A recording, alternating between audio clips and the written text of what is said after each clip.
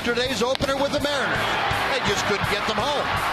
Tonight, with Cole Hamels on the mound, they hope to even the series and maintain their lead in the West. From Globe Life Park in Arlington, the Rangers and the Seattle Mariners meet next. Texas Rangers baseball is presented by AT Universe TV. Let us know when the graphic. It is another beautiful night here, a late summer evening at Globe Life Park.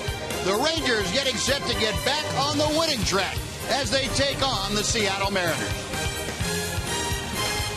And welcome in, everyone, along with Tom Green, Steve Busby. Delighted you can join us for this Saturday night of Ranger baseball. Rangers trying to get back in the win column. They've still won 5 of their last 6. And they had take on the Seattle Mariners team where they'd had trouble scoring against lately. And it'll be up to the Rangers offense to get it going. And Tom, a big part of that Ranger offense lately has been Shin-Soo Choo. You know, Buzz, it seems like we've been talking about Shin-Soo Choo every day since the All-Star break. He's leading the league in on-base percentage since the All-Star break. In the last 3 ball games, he's been as hot as anybody in baseball. He's gone 10 for 13 with a walk. He's scored 4 times. He's hitting well over 400 for the month of September. He's actually been one of the best players in the league. When you look at the way he's playing now, this is exactly what the Rangers envisioned when they signed him to a big contract. And they've surrounded him by a few guys that are hot also, but Choo doing it for himself. 10 for his last 13 times up with 5 runs scored, and for the month of September hitting a robust 444. So Choo and the Rangers looking to back Cole Hamels tonight with plenty of offense. It's game 2 between your Rangers and the Seattle Mariners coming up from Globe Life Park. We'll have that next.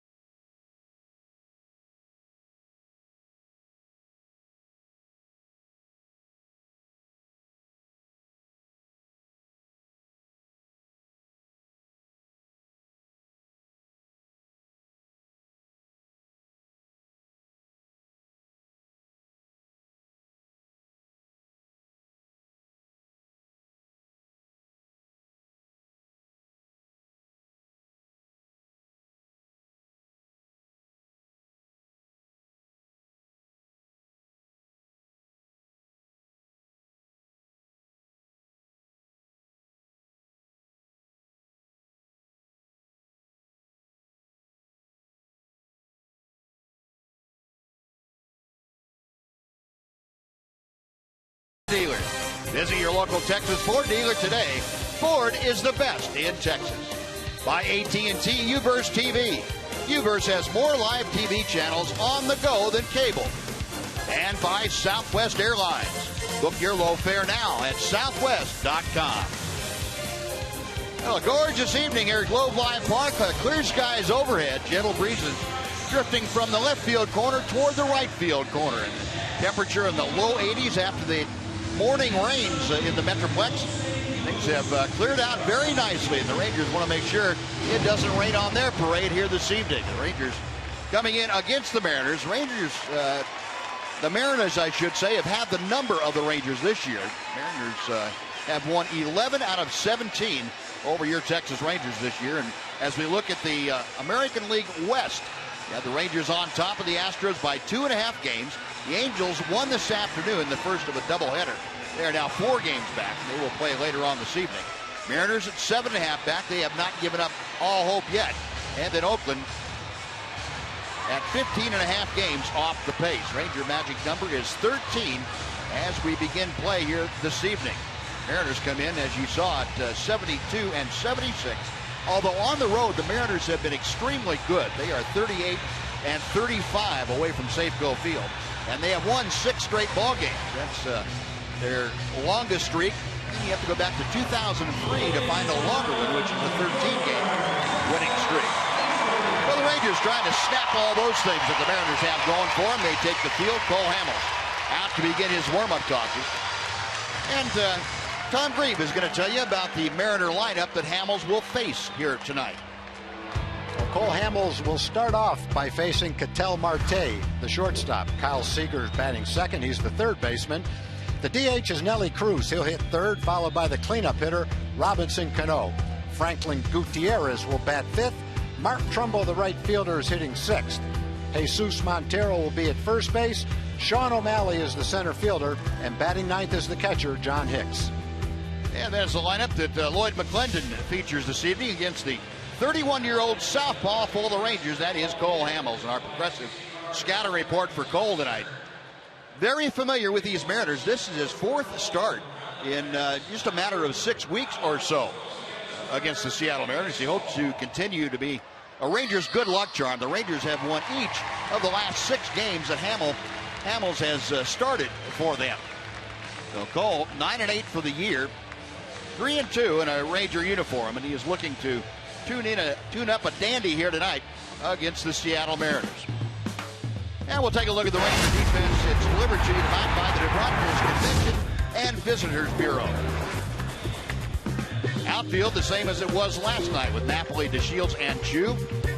Infield of Moreland, Odor, Andrews, and Beltre. Rangers 154 double plays turned down. That's the most in the American League. They turned 4 of them in last night's ball game. Chris Gimenez catching for Cole Hamels here this evening. So about ready to get underway. Ketel Marte will step in, and Cole Hamels walking up the back slope of the mound. And he is just about ready to get things going here against Seattle. Marte steps in, batting at 280. He is a switch hitter. Will bat from the right side against the left-hander Hamels. Marte just up at the Major League level since the 1st of August. And Hamels deals strike one. Marte still looking for his first big league home run. He has driven in 12. He has a 7-game hitting streak coming into play tonight. Hamels drops in that breaking ball. And this may be the earliest we've seen Cole Hamels break out that curveball in any of his starts. Normally it's a fastball changeup early, and then he'll break in the curveball later on, but he's not wasting any time tonight. Line drive down the left field line. That is in for a base hit. Napoli over to make the play. Going for 2 is Marte, and he is in with a slide, a leadoff 2-bagger for Marte, and he extends now his career best hitting streak to 8 consecutive ball games. Cole got ahead with the curveball 0-2. Got the fastball in, it looked like, up and in and off the plate. Got to give Marte some credit. He was able to get the bat on it, loft it down the left field line. Napoli gets over. Marte never hesitates and beats the throw easily at second base for a double. So Marte with his 13th double of the year. He is in scoring position now. Nobody out. And Kyle Seager steps in. Seager a 273 average overall. He has been one of the hottest Mariner hitters lately. He is putting on another push toward the end of the season. Last 20 ball games, he's hitting .397. Hamels a couple of looks at second, and Seager rips one to right center field. Delino to Shields going back in the alley. At the warning track, he makes the catch. Marte tags and advances to third. And Seager, who loves hitting in this ballpark, shows you the results of that kind of confidence. He almost drove Delino to the wall in deepest right center. Well, fortunately, he hit it to the 407 sign in right center field. That's the deepest part of right field. And I guess if it was hit a little bit more to the right, might have had a chance. It's nice to get Seager out. Now the Rangers and Cole Hamels have to see if they can get Nelly Cruz out and keep that man at third base. Yeah, Nelly stepping in. Cruz still can't play in the outfield, and it looks like he will not be able to play there until, well, the next stop on this road trip, which is Kansas City for Seattle. And Cruz fouls back that first pitch, 0-1. Nelly, the team leader in both home runs and RBI. 42 home runs, 88 runs driven in, and a .310 average. So Nelly Cruz putting it all together this year. Cruz tied with Chris Davis of the Orioles for the major league lead with those 42 round trippers. 1 ball and 1 strike.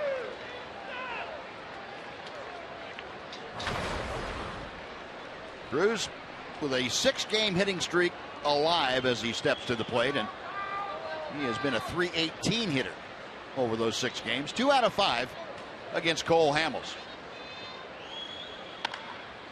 Sharply hit but pulled foul, and the count moves to 1-2. Well, the Mariners have been much better in the second half of the season offensively. They have been one of the top run producing teams since the Midsummer Classic. Not just on the road, at home also. Scored over 5 runs a game since early August. And Cruz gone on strike. Hamels went upstairs, and Cruz, undecided, flailed at it with no success. 2 out. That's one of those big strikeouts. You got the infield back, so a ground ball will score a run. Any kind of a semi-deep fly ball will score a run. But a high fastball up and in for a strikeout won't score a run. That's a big out for maybe the most dangerous hitter in the league this year. Definitely one of them. So 2 away. Here is Robinson Cano. Excuse me. Cano steps into the plate, a .279 hitter. And Hamels has had pretty good luck against the Mariners second baseman. Saw that average for Cano against Cole Hamels. Just a 133 mark. Cole working from the stretch still and drops in the curveball for strike 1. Cano, another hot Mariner hitter. Since the 1st of July, he has hit .324. He has raised his average some 50 points since that low water mark, if you will. 0-1 pitch, and 0-2.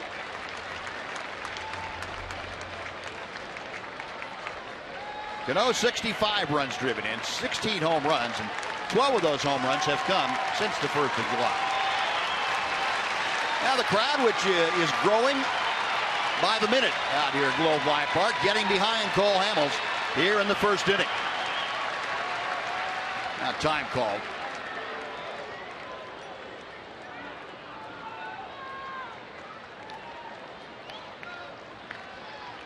Hamels resetting mentally, now resetting physically on top of the hill. No balls, 2 strikes. Got him swinging. That's some pitching right there. Working around the leadoff Marte double. Cole Hamels with 2 strikeouts of Cruz and Cano, and the Mariners are gone. No score after half inning.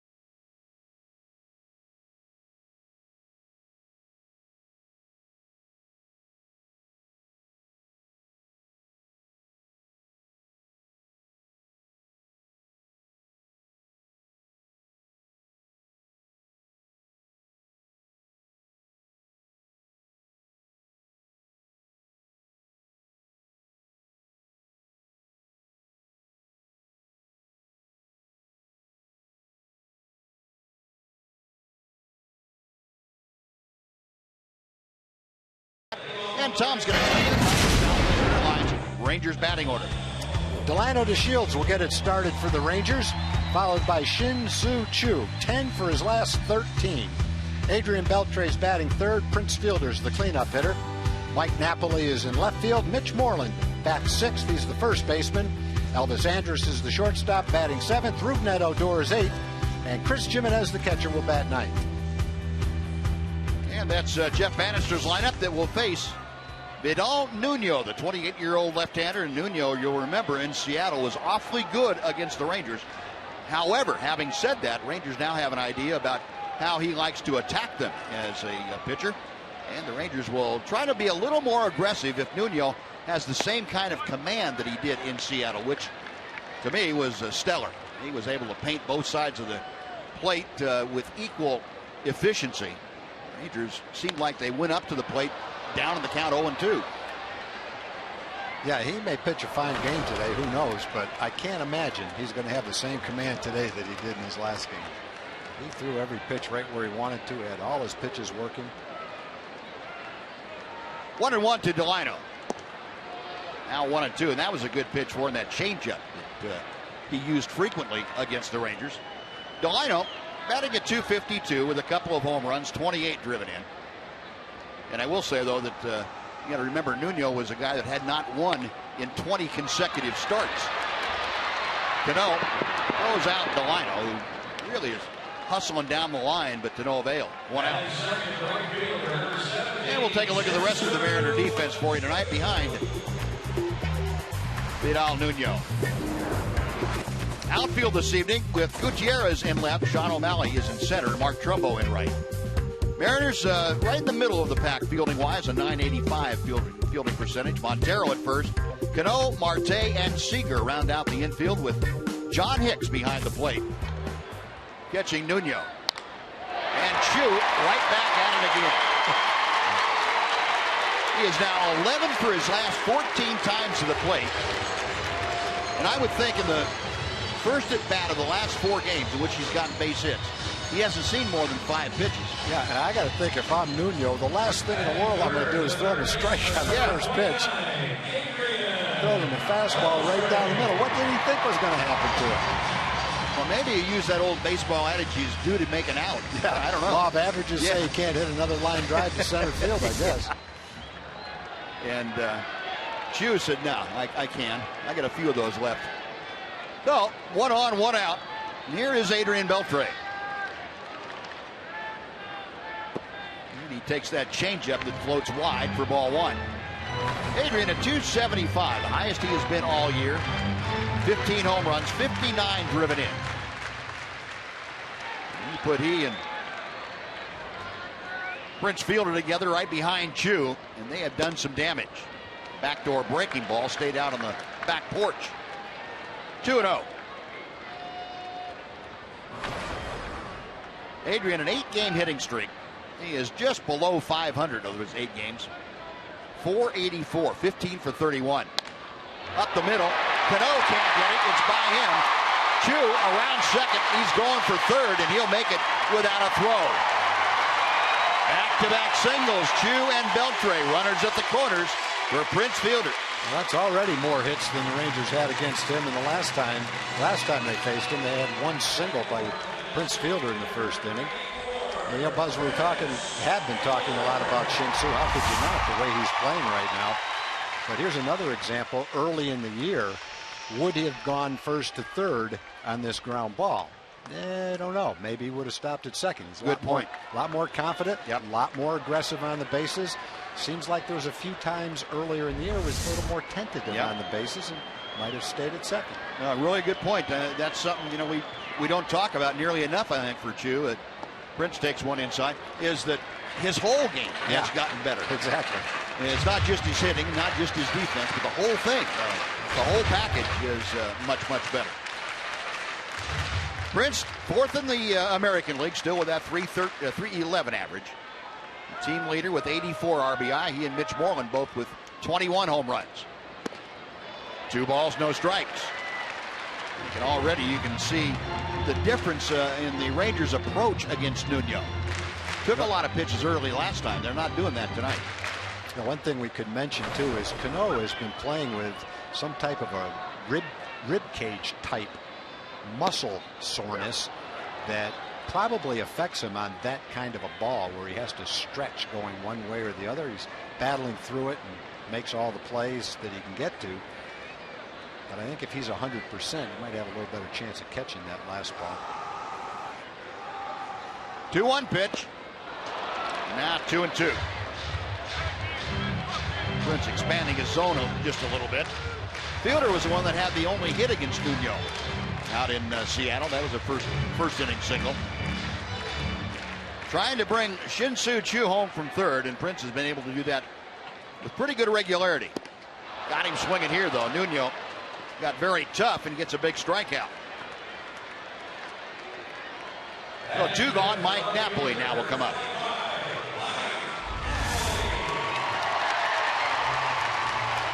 That's a very tough pitch to a lefty to a lefty. Hard slider, breaking down in a way is tough to make a prediction as a hitter where that pitch is going to finally end up. You know you've got 2 strikes. You're trying to guard the plate. You don't want to take strike 3. And by the time you have committed your swing, it's too late to hold up on a pitch that breaks a little bit out of the strike zone. Knapp takes the first pitch inside for ball 1. Well, the Rangers have, in the last 3 ball games, hit pretty well in these situations, runners in scoring position. They've hit .321, and Mike Napoli has hit extremely well with the Rangers. Ground ball in the hole. It is by the dive of Marte in the left. A base hit. Napoli drives home Choo, and the Rangers have an early 1-0 lead.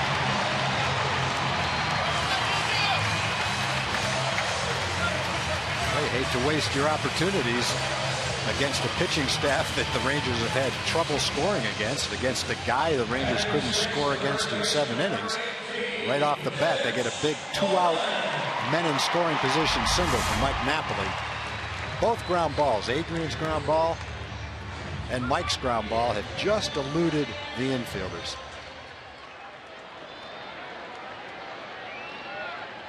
The Rangers had 1 or 2 of those last night. They were one going away, but it didn't happen. Couldn't quite get it last night. Now Mitch Moreland steps in with Beltre at second, Napoli at first. And Mitch takes ball 1. Moreland did not face Nuno. He did not play in the game in Seattle. So this is a first-time matchup for the 2 of them. Mitch at .281 with 21 home runs, 77 RBI. Nuno a check of second. And Moreland pops one foul behind the plate back in the seats. And got a hanger. Yeah, he did. Mitch, a big deep breath and a hard exhale. Said, doggone it.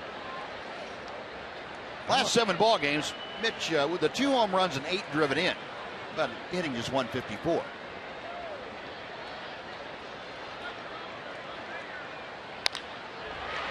ball that Cano will pick off. Little toss to first, that'll do it for the Rangers, but they string 3 hits together in the first inning, score a run, and strand 2 after 1. Rangers 1, Mariners nothing.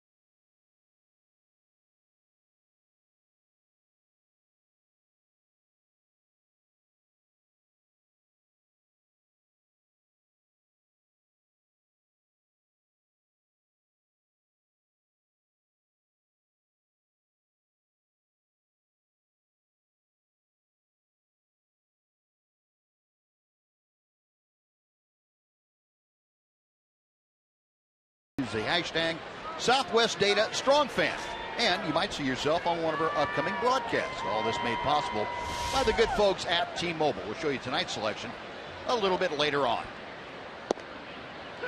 Well, the Rangers on top, 1-0 after an inning, and Franklin Gutierrez in the lineup tonight against Cole Hamels.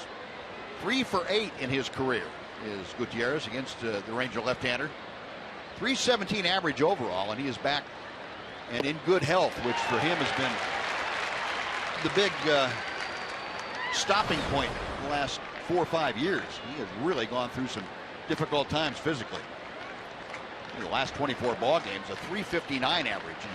And he has started using the long ball. That's gotten back into his game. 13 home runs and 33 driven in for Gutierrez. 0-2 pitch. A ball and 2 strikes. There was a time not long ago when Franklin Gutierrez appeared to be the center fielder of not only the present but the future for the Mariners. The young man was playing defense with the best of them and a catalyst offensively. Just outside, not by much. 2-2. Hamels wondering, where was that pitch exactly?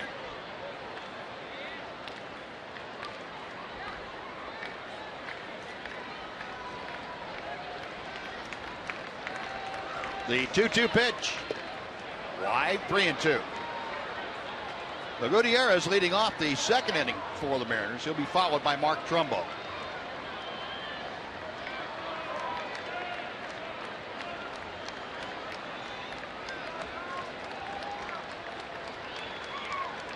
Hamels to the wind, the payoff pitch. In the air to center field, hit well. Delino going back at the track, up against the wall, and that ball is gone.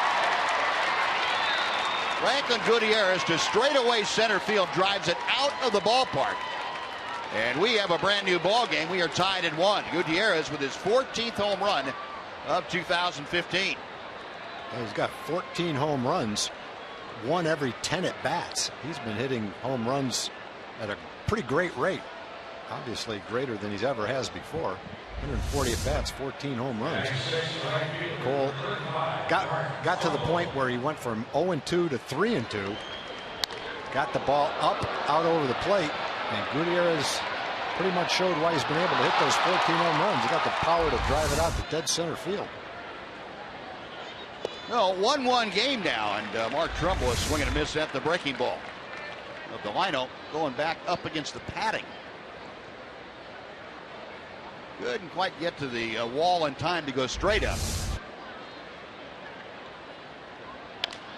Chopper foul, no balls, 2 strikes to Trumbo. Mark Trumbo, a .259 average with the Mariners. He's 12 home runs and 37 RBI, 4 out of 9 against Cole Hamels with a home run.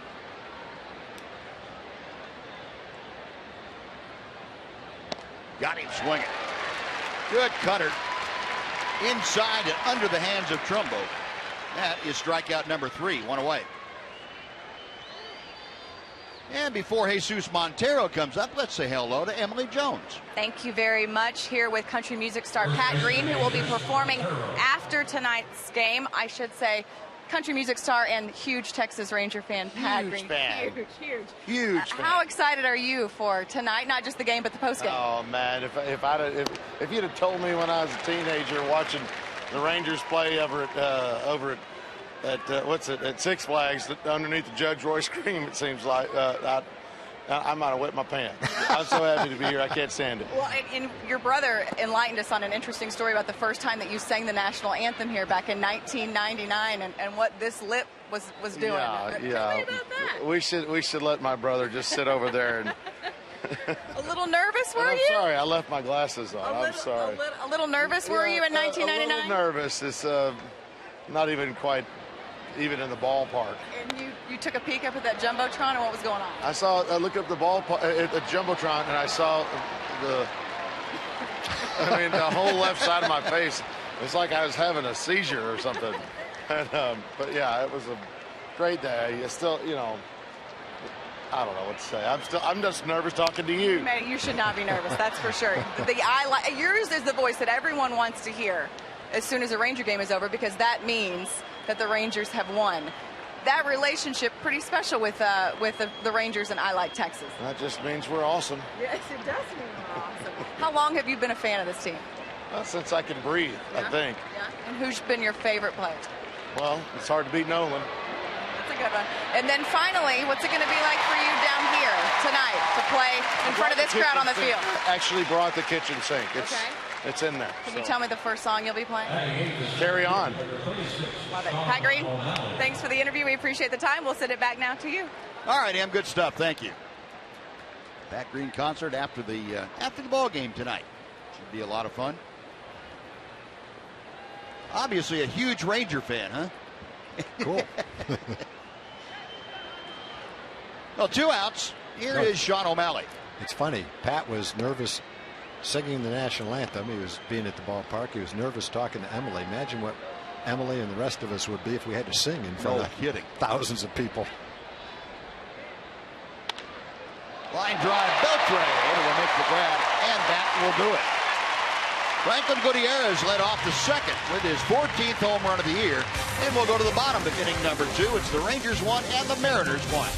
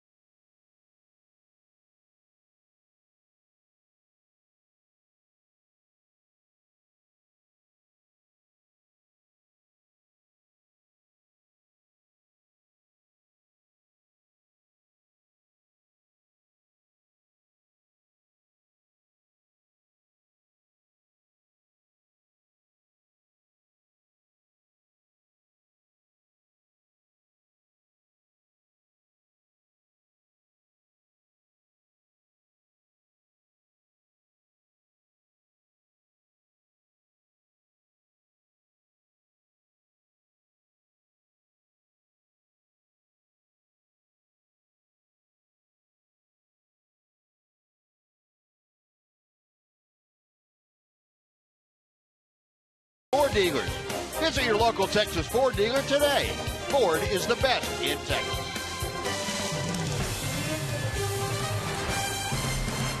Well, the Rangers come to bat now, a 1-1 ball game. Elvis Andrus, the bottom third of the Ranger order, to face Vidal Nuno. Elvis steps in hitting at .256 with half a dozen home runs, 55 driven in, and Nuno misses outside for ball 1.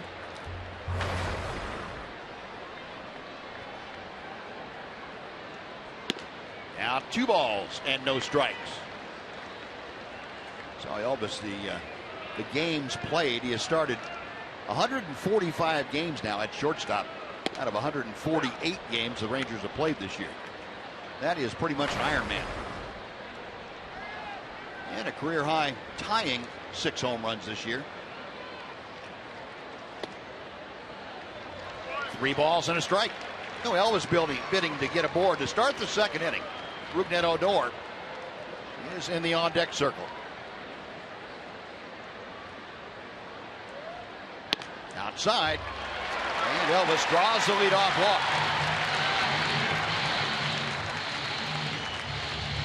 Well, Nuno being a little more careful now than the groove we saw him get into in Seattle, where he just pumped strike after strike on either corner. Not quite that easy here tonight. Yeah, It may be a little bit of caution. It also may be that maybe he was pitching out a little bit over his head in that last game in Seattle. I guess we'll find out. Rudnett drops down a bunt. Nuno, a shovel, can't get it in time. And going on to third is Elvis. Rudnett going to second. Elvis is going to put the brakes on at third, however. A collision between Rudnett Odor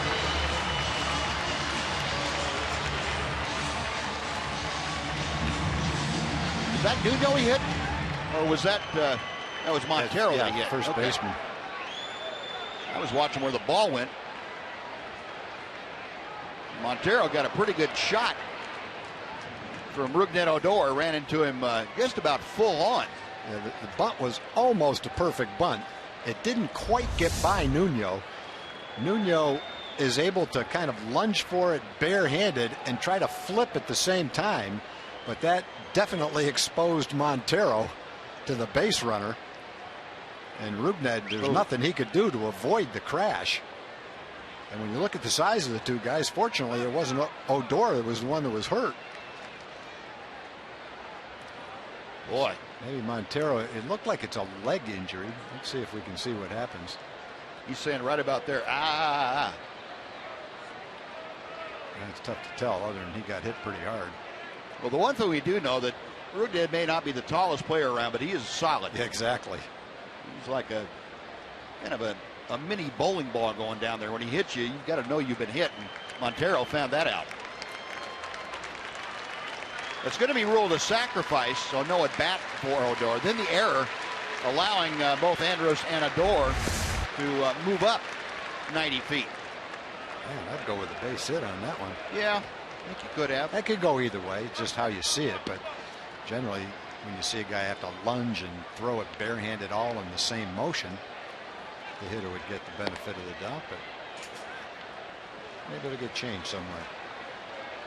Well, Rangers again making noise with the walk and now the sacrifice / error. So second and third, nobody out, and Chris Jimenez, the Ranger catcher, will come up. Looks like the Mariners will play the infield back. With nobody out, they will give up the run for an out. Chris steps in, hitting at .239 with 5 home runs and 11 driven in. 5 home runs, already a new career high for Jimenez. Chops that first pitch foul. It is 0-1. The 11 RBI for Jimenez, also tying his career high. So one more and able to establish a new high water mark there.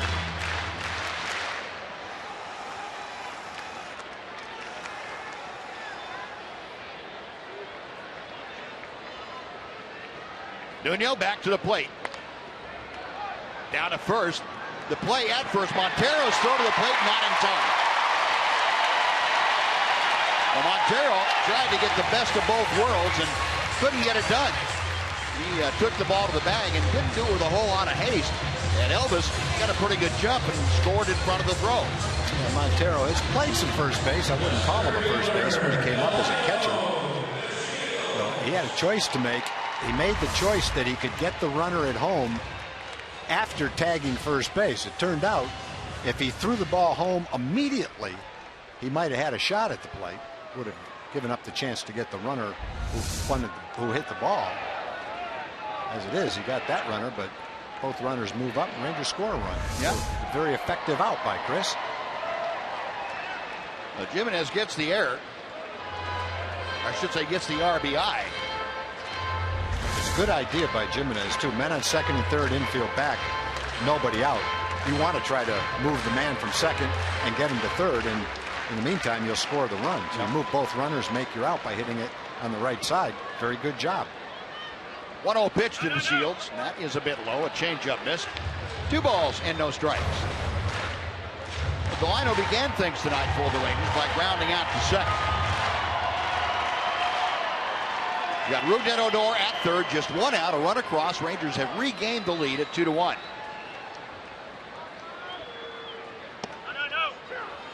Two balls and a strike.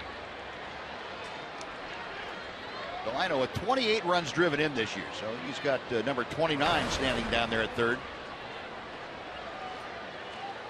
Been struggling offensively until the last few ball games, getting things back in order. Odor coming down the line from third, and a drive to center. On comes O'Malley. He dives, makes the catch. Here comes the throw. Odor scores on what turns out to be a sacrifice fly for Delino to Shields, and the Rangers lead it 3-1. Delino hit that ball hard. Hit a couple balls to the outfield hard the other night. Takes a little bit of the sting out of having a nice play made on a hard hit line drive when you get a sacrifice fly and know it back. Good job by Delino getting the run in, and nice play by O'Malley taking a hit away from him. No, Delino gets credit for his 29th RBI of the year.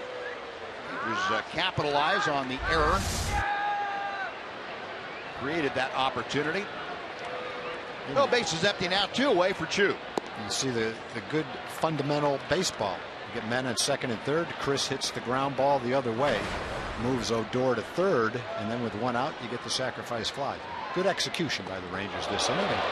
Chu is on base again. He's a machine. They can't get him out. They walk him, and they hit him. Another hit by pitch for Chu. He's just gone completely bonkers about getting on base. They might, the next time he comes to the plate, they might as well just point to first base and say, yeah, go ahead. Count it whatever you want to count it as. Hit by pitch, walk, base hit, whatever. It just put you on first base. But you'd probably say, no, I don't want to do that. I think I can get farther than first base. That's the 15th time that Chu has been hit by a pitch this year. He is on. It gets another at bat for Adrian Beltre.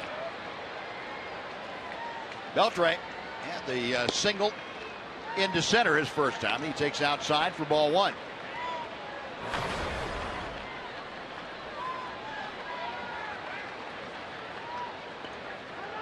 Adrian came into this game ranking 10th in the American League in home batting average. That was at .318. He's probably up .321, .322 now at home. Got Chu at first and 2 outs.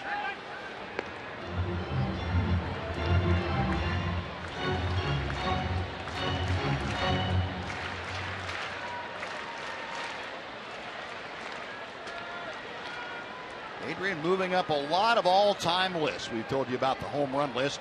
He's 51st on that with 410. He's also 28th all-time in doubles. He had the 2 double night the other night, hit number 553, and Jeff Kent, Eddie Murray are next at 560 on the all-time list. That's in the dirt. It gets away from hits. Chu, reading it nicely, is into scoring position.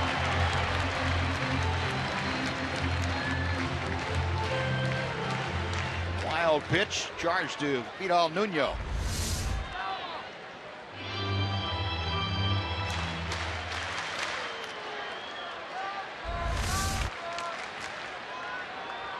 The Chu at second, 2 balls, 1 strike. The count to Beltre. 2-2.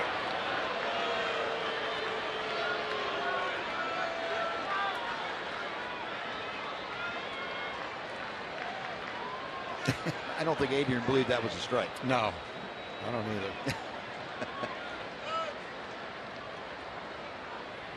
either. Nuno back to him. Just outside. The count has now gone full. Well, 3-2 with 2 outs. Beltre, he's able to extend the inning. Prince Fielder would love to have an at bat against Nuno here. Ball 4, and Prince is going to. Beltre had a career high tying 3 walks last night. He has added another one here tonight along with a single. Yeah, and I'm not sure Nuno really cared too much about pitching to Beltre in that situation. Sure didn't look like it. And when you've got a guy as hot as Beltre, a righty against the lefty, that's kind of a statistical thing that makes sense. Try to get the left-hand hitter out. Not that you're saying it's easy to get Prince out, but just playing the statistics. J.C. Ramirez, big right-hander out there loosening in the Mariner bullpen as Rick Wade's the pitching coach. Going out to have a chat with Nuno and John Hicks, the catcher. The Rangers have pushed across 2 runs in the inning without the benefit of a hit. They've had 2 walks, an error, and they've had a sacrifice bunt and a sacrifice fly. And Prince looking for more as this crowd starting to build with noise. Chuck Morgan, the director of in-park entertainment and the voice of Globe Life Park, encouraging the folks, make some noise here. I think Prince would love a do-over on that one too. That stayed up a little bit for him. Fielder went down swinging his first time as Nuno able to get that breaking ball down and away to him. That was away, but it was not down by any means. Little looper in foul territory. Seager over. He's going to run out of room. Back 3 rows out of his reach. But the count moves to 0-2. Kyle Seager kind of approached that low brick wall with some reverence. Apparently he's run into that a time or two.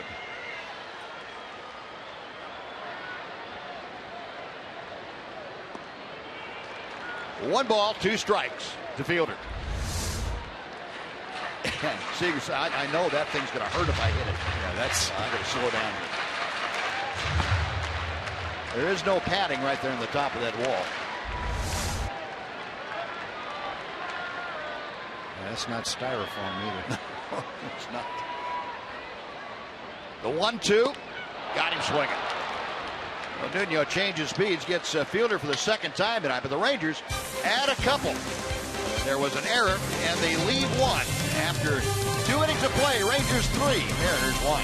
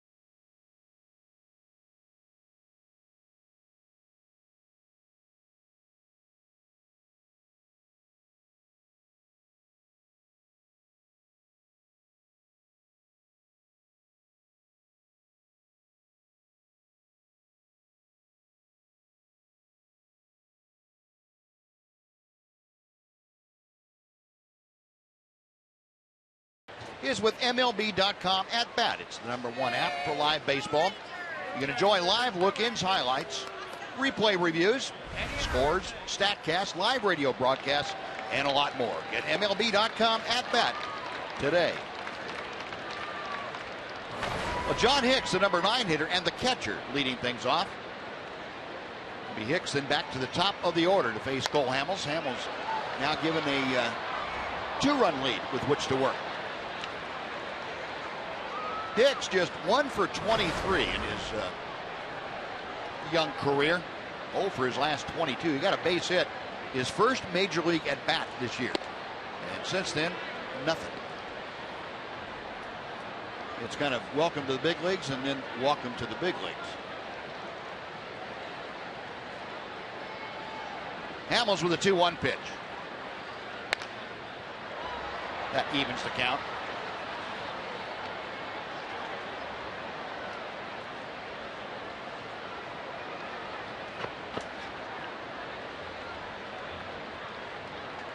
first base hit for Hicks came against the Chicago White Sox. Jose Quintana. He's going to be called out on strikes here as Cole Hamels got the inside corner. Fourth strikeout for the Ranger left-hander. Two of the big strikeouts came in the first inning. Got Cruz and Cano with a man on third base. Yeah, Tom, we talked about Bobby Wilson a couple of times about him holding the pitch after he caught it. Chris Jimenez did exactly the same thing with that fastball on the inside corner. Gave the home plate umpire a real good look at it. So both those guys very, very good at catching the ball and keeping it right there. Give the impression that it's a strike. If part of the glove is on the plate, no matter where the ball went in the glove, you can get a call that way. Well, the Rangers are so fortunate to have had Chris in their organization when they needed a catcher, and to have been able to go out and get Bobby Wilson. Two under the radar acquisitions that have paid huge dividends. I don't know where the Rangers would be if they hadn't been able to acquire these two guys. And Hamels missing down and away, so Ketel Marte ahead of the count, 3 balls and no strikes. Marte doubled, leading off the ball game. Kyle Seager following him in the order. 3-0 pitch is right down the middle. But in a dandy piece of pitching in the first inning by Cole Hamels. You got Seager on a long fly out, struck out both Cruz and Cano. And Marte was left standing at third. Now full count.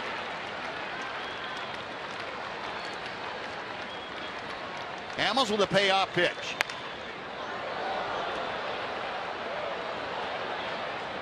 Well, Marte, at least statistically, better from the left side of the plate than he is the right. As a right-handed hitter, he came in hitting 247, but 313 as a left-handed batter.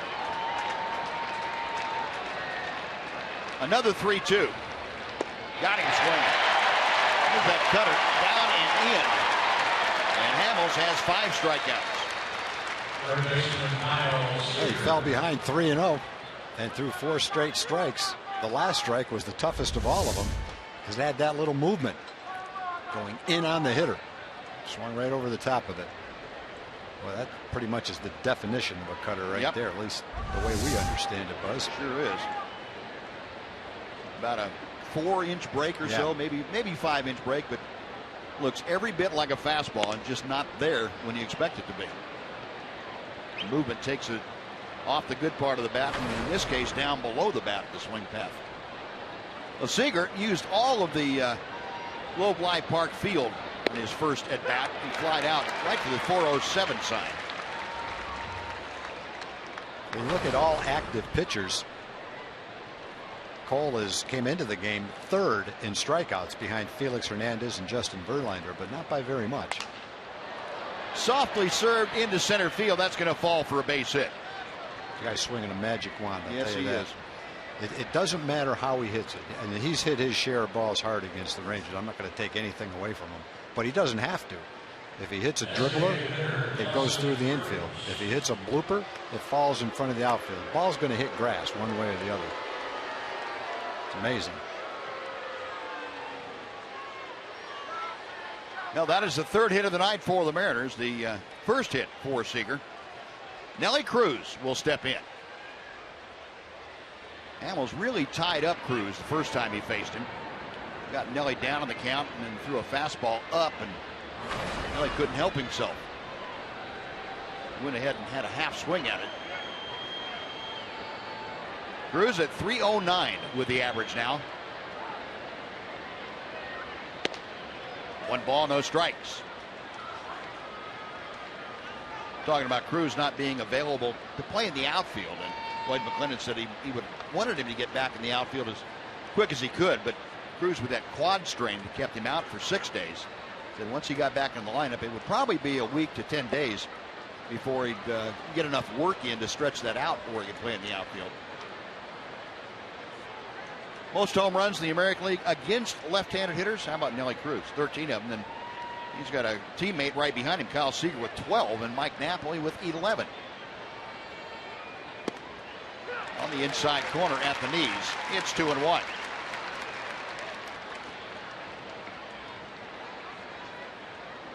And in fact, those 12 home runs you saw for Kyle Seager, that's the most by a left-hander against left-handed pitching in the major leagues. 2 balls and a strike. Into left field, and Cruz with a base hit. He extends his hitting streak to 7 straight ball games. Well, he is just a machine this year. Now, this is the 9th start for Cole Hamels as a Ranger, and the 4th start against Seattle. Well, 4 of his 9 starts have been against Seattle.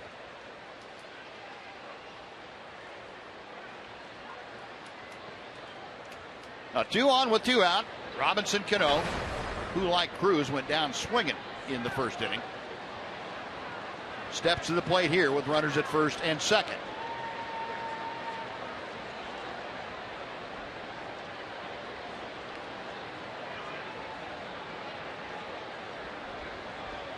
Hamels a check of second, and Cano takes low and outside for ball 1. Cano approaching the 2,000 hit level for his career. He is 6 shy of that. This is 11th full year in the big leagues. Got him on the fist, a little hopper foul. Moreland had it, and had the ball been fair, it would have been the end of the inning, but not quite yet. Cano, 288 with runners in scoring position this year. He's got Seager at second, trailed by Nelson Cruz at first. Ranger infield playing Cano a couple of steps to the right. Outfield shading him just the opposite way.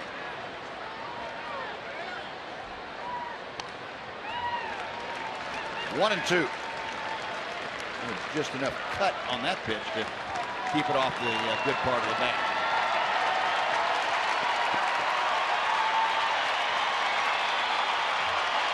And again, the crowd, the ever-growing crowd out here in Globe Life Park, applauding in support of Cole Hamels and their hometown Rangers. Left-hander is ready. Back to the plate. Got him on the fist. Good pitch by Hamels. Odor takes care of his counterpart, and that'll do it. Mariners get a pair of 2-out hits, but they strand 2. After 2.5, Rangers 3, Mariners 1.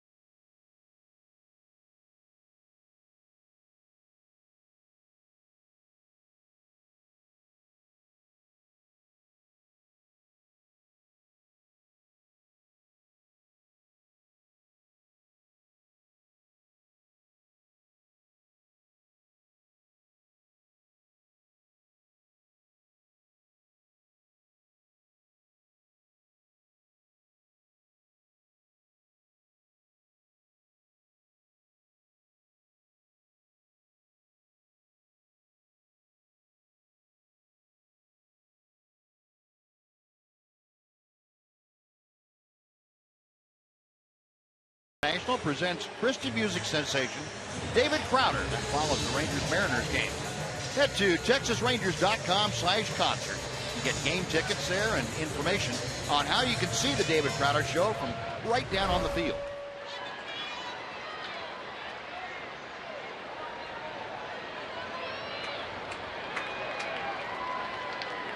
Well, Mike Napoli to start things off here in the Ranger third inning. Texas on top 3-1. Vidal Nuno going to work, and Napoli rips one but pulls it foul. Nap all over that pitch. Just a little bit too quick. Napoli, the RBI single, a big 2-out run producing single in that first inning.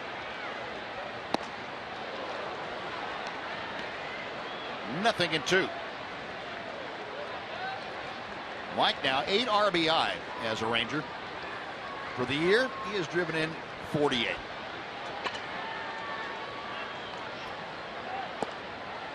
Just a little bit low, and count moves to 1-2.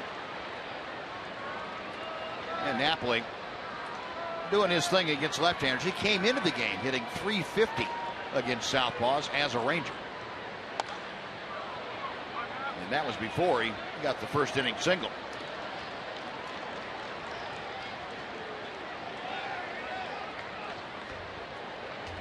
For Napoli, his 15th start for the Rangers. 2-2. It's also his 6th start in left field.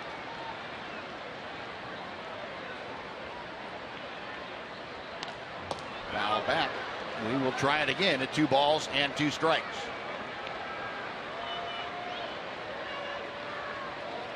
Napoli overall a .220 hitter.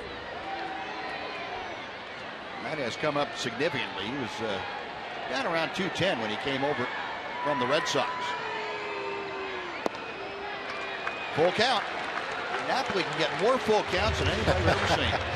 He hasn't lost that knack. So Nap trying to get aboard to start the Ranger third. He'll be followed by Mitch Moreland. Nuno reading the signs. To the wind he goes. Now time is called. I think John Hicks, the catcher, asked for time. Now the payoff pitch. Sky to right field. Trumbo underneath it and makes the catch for out number 1. Knapp got pretty good wood on it, just got under the shade. Yep. That's not that far from going right into the Ranger bullpen if he didn't get underneath it quite so much. So Knapp back to the dugout. He's 1 for 2 now this evening, and Mitch Moreland will step in.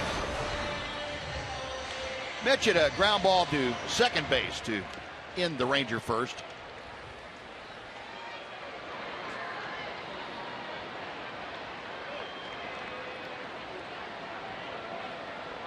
Nuno with the first pitch to him. Nothing and 1.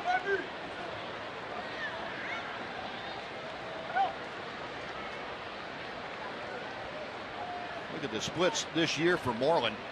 Hitting at .242 against left-handed pitching, which for a left-hander is not considered bad when you're hitting .280 overall.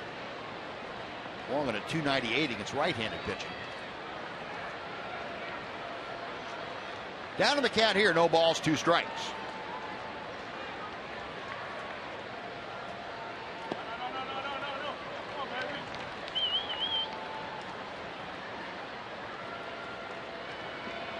Nuno up to 53 pitches already. Rangers have made him work tonight, and that's something they were not able to do in Seattle. Nuno, once he got on a roll, he retired the last 9, but had very little opposition. He gets Moreland on a strikeout here. That's his 3rd strikeout. 2 gone for Elvis Andrus.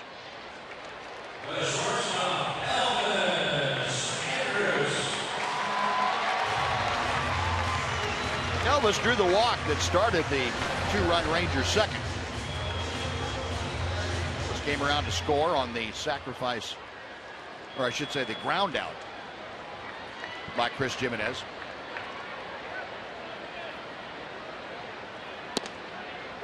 Nothing and 1. And again, J.C. Ramirez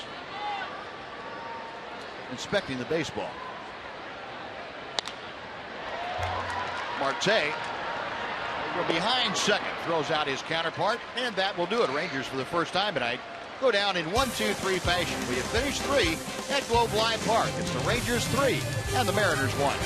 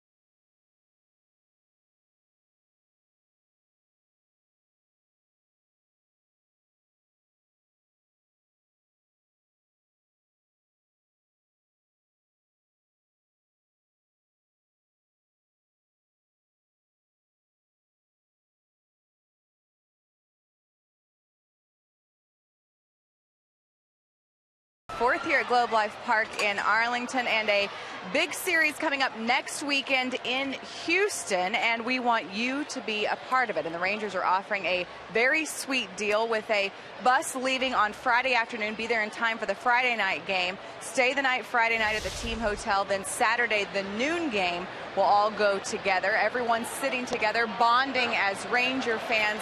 The cost of the trip includes all the stuff I just mentioned, plus there will be a rally led by me and Chuck Morgan. And guys, I might just bust out the Plainview High School fight song. I'm just saying. So they details. Better get 2 buses in. Details at TexasRangers.com/road trip. And if there's enough people there, I will bust out the Plainview High School fight song. You got to bring your cheerleading outfit to go along with it? Pom-poms and all, Tom. Pom-poms and all. If I could fit into it, trust me, I would. The phone lines are already lit up. You got a line forming out at the tickets. I'm serious. I'm serious when I say if I could fit into it, I would.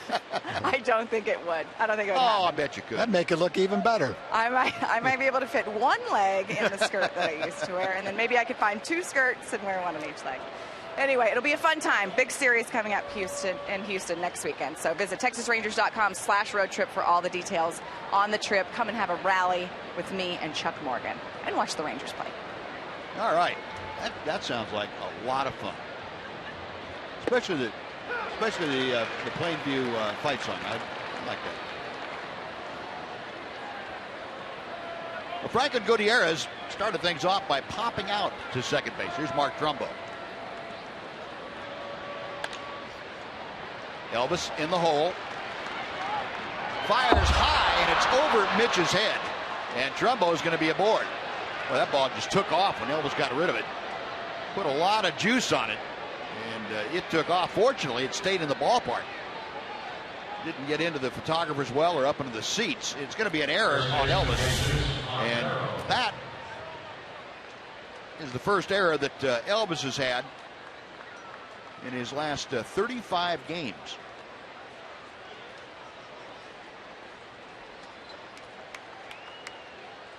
Doesn't it figure to be a play like that to snap a long errorless streak?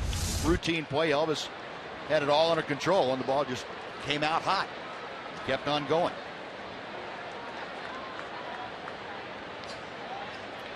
The 1-on, 1-out. And Jesus Montero swings through a fastball. Well, the update from Houston for you. Athletics, of course, down there. They were leading 4-3. They are now leading 5-3. That ball game in the top of the 5th inning. So the A's trying to do it to the Astros again. Danny Valencia got to Houston last night and left the ballpark twice. Back to Emily very quickly. Well, I did find out the price. It's $500 per couple, which is a pretty sweet deal if you take into account that it's transportation to and from, 2 game tickets, for each game. So that's 4 total game tickets, a night at the hotel, and of course that magical rally led by Chuck and I. There you go. That's a good deal. That you charge that for just the rally. Yeah, for sure.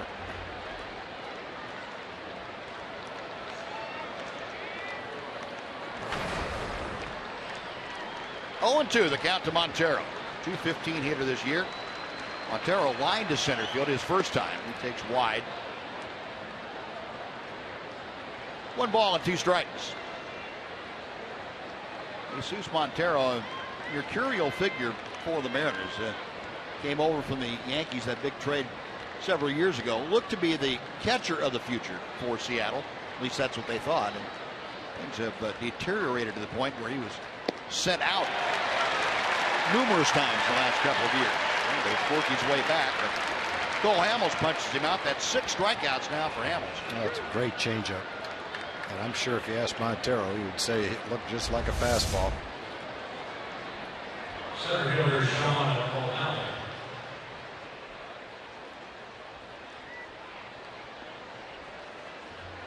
Cole has been recognized a lot in the last several years about having the best changeup in the National League, and certainly that's translated pretty well to the American League. He didn't leave it over in Philadelphia. Ouch! Jam shot right back to Hamels, and that'll do it. Sean O'Malley out.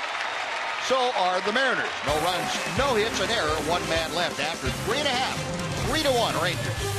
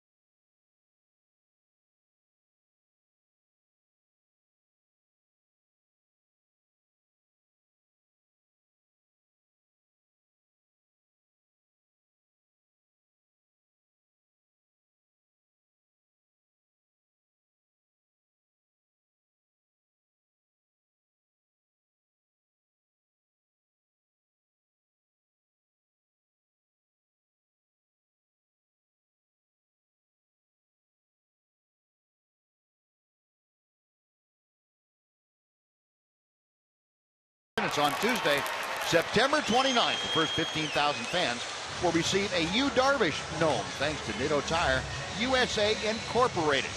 Get to TexasRangers.com to get your tickets for the last giveaway of the season.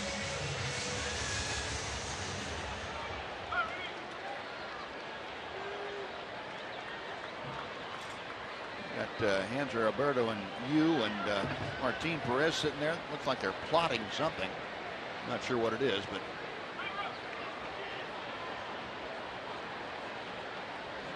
Well, the Rangers come to bat here with Rougned Odor leading off the bottom of the 4th inning. Rangers on top 3-1. Odor laid down the sacrifice bunt that Nuno fielded in his haste to get Rougned at first, threw it away, and almost got Montero killed. Give him a surgery ball over there. Yeah, that was Prince running it. Might have been that. Ooh, yeah, it would have been. Odor, a line drive to left. And coming on Gutierrez to make the play. Rougned hit it on the nose, but there's nothing to show for it. 1 out for Chris Jimenez. Gutierrez, a former Gold Glove outfielder for the Mariners. Jimenez had the RBI on a ground out. So 12 RBI now. That is a new career high. The home run and RBI total both establishing new standards for Chris. 1 ball, no strikes. Previous marks set when he was with Cleveland.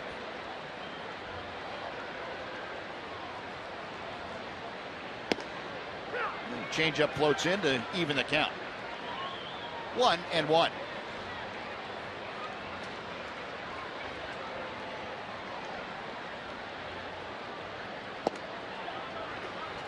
Two and one. Now, Chris, as mentioned, catching Cole Hamels every time that Hamels has gone out the last 7 outings. And you look at a catcher's record with the Rangers, and it's not necessarily indicative of how good the catcher is, but how many times he's been in winning situations. 19-4 when Chris Jimenez starts the ball game behind the plate. That's the Rangers record. And he and Bobby Wilson have come at the right time. They've both been in situations where the ball club has been winning. The Rangers didn't have to have offense from them, although they both supplied offense at very good times. The big thing is they've handled the pitching staff, which has been hot, and they've done a very solid job. Jimenez draws the 1-out walk to get aboard here. Here's Bobby.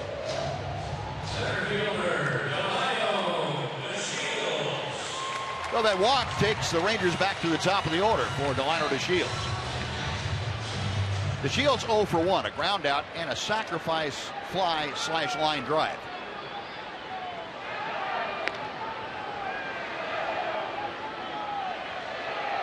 Delino now 29 RBI for the year.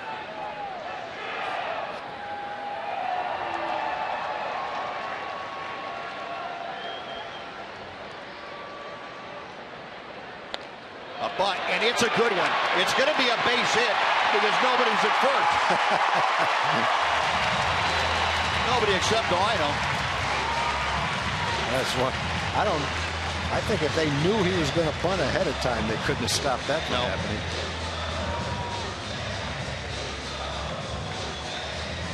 As soon as Delino makes the first baseman come in to field the ball, forget it. There's no way that Nuno can beat him to the bag, and Cano can't get there quick enough. I guess Hector Ortiz could have taken the throw, but I don't think he was going to catch it. That's a nice weapon to have. That's the 11th bunt base hit for Delino DeShields. That is the most in the American League. Here's Chu, who takes strike 1.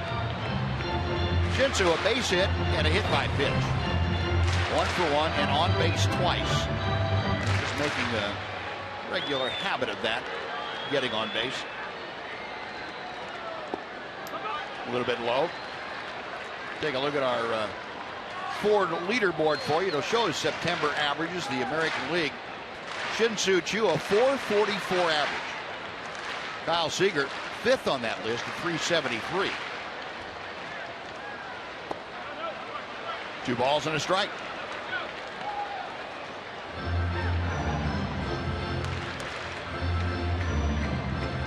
Choo with the base hit in the first inning, now at 272, and that's his high water mark of the year.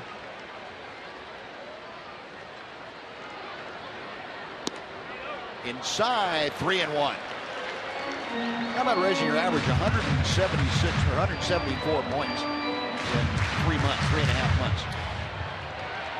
Well, we've watched it unfold on a daily basis, and been pretty impressive watching him go about his business. Inside corner for a strike. The count is full. But Chu trying to get aboard to join Jimenez and DeShields. Adrian Beltre in that on-deck circle. 1 out, 2 on.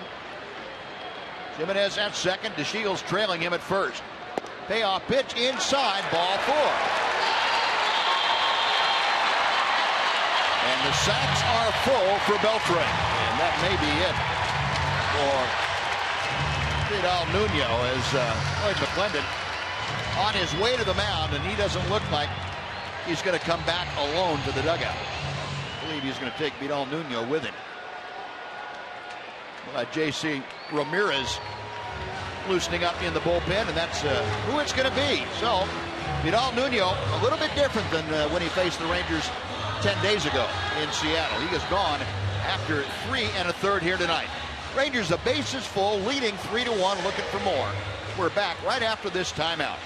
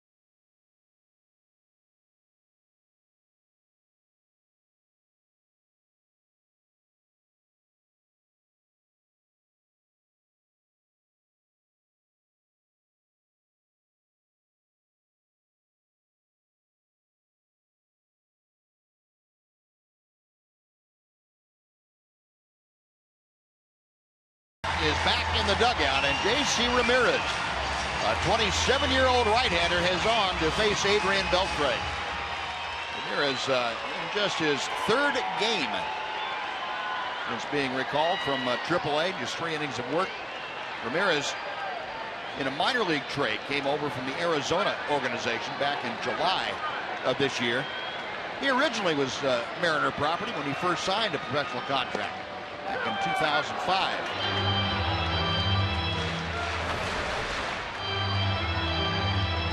Brought some smooth 96-mile-an-hour heat with that first pitch.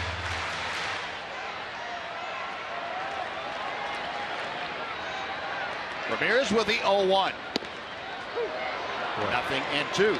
He made 2 beautiful pitches. Down and in, just caught the inside corner. 2 mid-90s fastballs. Ramirez has only spent time with Arizona. He came to the major leagues for the first time with Philadelphia back in 2013. Beltran drive deep to right center field. Going back, it's off the wall. 1 run is home. Delino being waved around. Here comes the throw to the plate. It's cut off. A 2-run double for Beltran. The Rangers lead it 5-1. He makes 2 perfect pitches, sinking down and in to run the count to 0-2. And threw him a fastball right down the middle, 0-2, and he knocked it off the center field wall.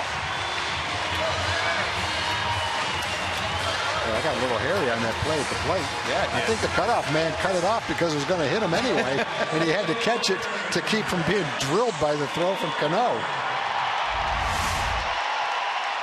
Take a look at it. Right down the middle of the plate after 2 perfect pitches. O'Malley had no chance. Ranger base runners had to kind of wait and see what happened.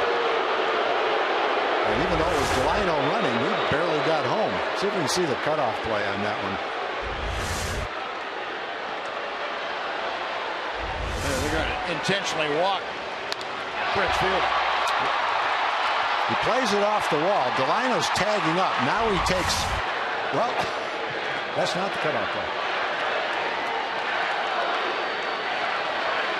And the 4th wide one will be issued to reload the bases for Mike Napoli.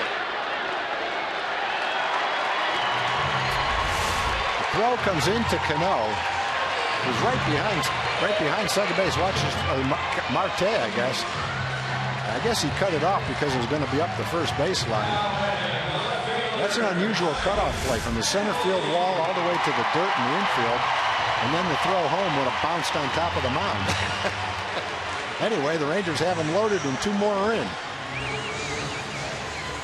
And both of those runs on the ledger of Vidal Nuno. The base is full. Here's Knapp. Napoli 1 for 2 with a single and an RBI. Takes the breaking ball wide for ball 1. And as a pitcher, if you can't get Napoli to swing at that on the first pitch, you're in trouble. That means Napoli is seeing their best breaking ball very well and won't offer to it, or will offer at it when it's out of the strike zone. 2 balls, no strikes. Napoli's RBI single in the first, played his 8th RBI as a Ranger. He has Chu, Beltre, and Fielder, 3rd, 2nd, and 1st. Rangers on top, 5-1, looking for a bunch more. Wow.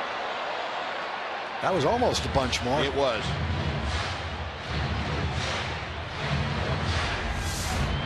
Watch this swing. Pretty full extension. That bat's going about 100 miles an hour when it foul tipped the ball. 2-1.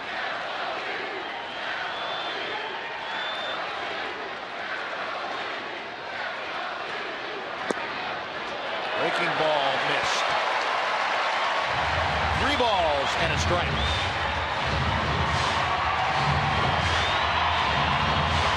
And the Napoli crowd, chant from the crowd, instead is turning to an ovation, a standing ovation on the first base side. 3-1. A full count. Well, he's trying to pepper that low and outside corner. Remember, he did that pretty well to Beltre on the low and inside corner, then grooved one. 0-2, Beltre doubled. He gets one for Knapp here. There's Napoli. Payoff pitch coming from Ramirez. Popped up.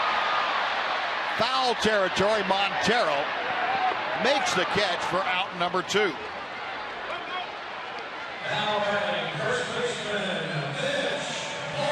The bases remain loaded with 2 outs, and Mitch Moreland is coming to the plate. Now, the Rangers had this situation 2nd and 3rd and 2 outs in the first inning. Mike Napoli came up with a 2-out base hit. Let's see if Mitch Moreland is able to do the same. He's not going to be facing J.C. Ramirez, however, as Floyd McClendon making that slow walk out to the mound. Takes the ball from the right-hander, and he is going to bring in the left-hander Rasmussen. So we'll take another timeout. We're back to Globe Life Park with the Rangers leading 5-1.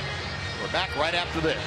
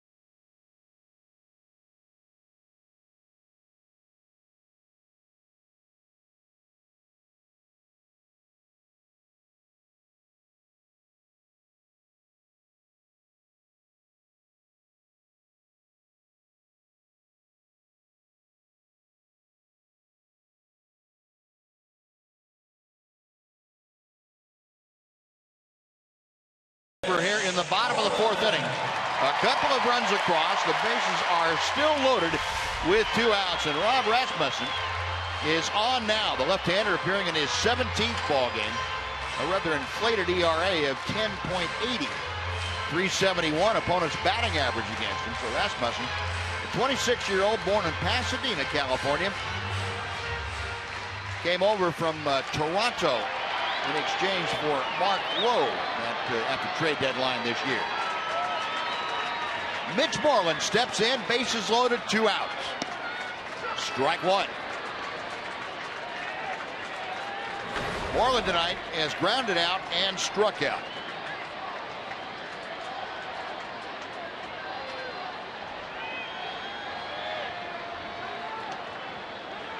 Now time called. Moreland backing out. Jose Ramirez, the other Ramirez, is loosening now in the Seattle bullpen. 0-1 pitch. To center field. Playable for Sean O'Malley. Coming in a few steps. Makes the catch, and that'll do it. Well, the Rangers get 2. They leave them loaded on a hit. 2 hits, I should say, and a couple of walks. On to the 5th we go. 5-1 Rangers.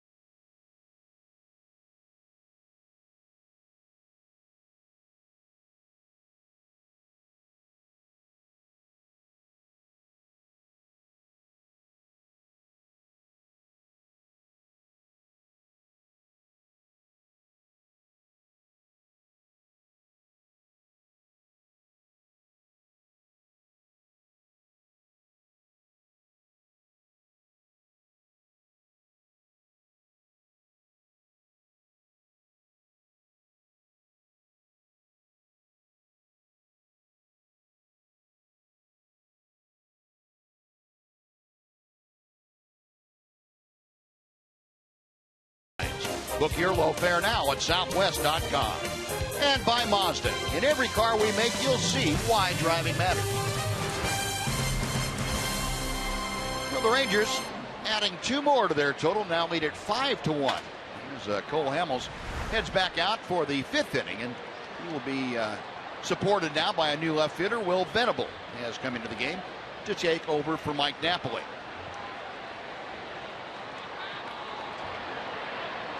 John Hicks will start things off. The first pitch all the way to the backstop by Cole Hamels. Hicks having a jackknife out of the way. 1 ball and no strikes. Hicks went down swinging his first time up. Hamels with 6 strikeouts in the first 4 innings.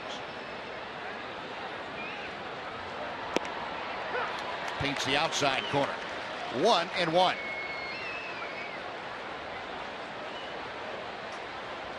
Hamels in a pretty good rhythm now, rocking and firing. 2 balls and a strike. Cole likes to work quickly. Likes to get that ball, doesn't stray far from the top of the mound. 2-2. Well, as usual, Buzz has worked quickly and he's thrown strikes. 65 pitches, 47 of them been strikes. How about that? 47 strikes, 18 balls. Yep. The definition of pounding the strike zone. The 2-2. Left that one up, and Hicks only able to foul tip it. Rangers 5 runs on 6 hits, 1 error. Ranger total went up by 1. The play on Rougned Odor's bunt back in the second has been ruled a hit, and Hicks gone on strike for the second time. So 7 strikeouts. I had a feeling that one might be changed. Yeah. I thought that was a little bit too tough a play for the pitcher to be ruled an error, and fortunately it was, and Rougned gets the bunt hit. And credit to the scorekeeper for taking the time to reevaluate it. Good curveball. Curveball before it was up a little bit, and he was able to get a piece of it. That one was down, though, and he wasn't able to make any contact with it. That one's down too, and about 3 feet out in front of home plate. As Ketel Marte had to dance out of the way of it. Marte led off with a double in the first inning. He was stranded at third, struck out last time up. 2 balls, no strikes.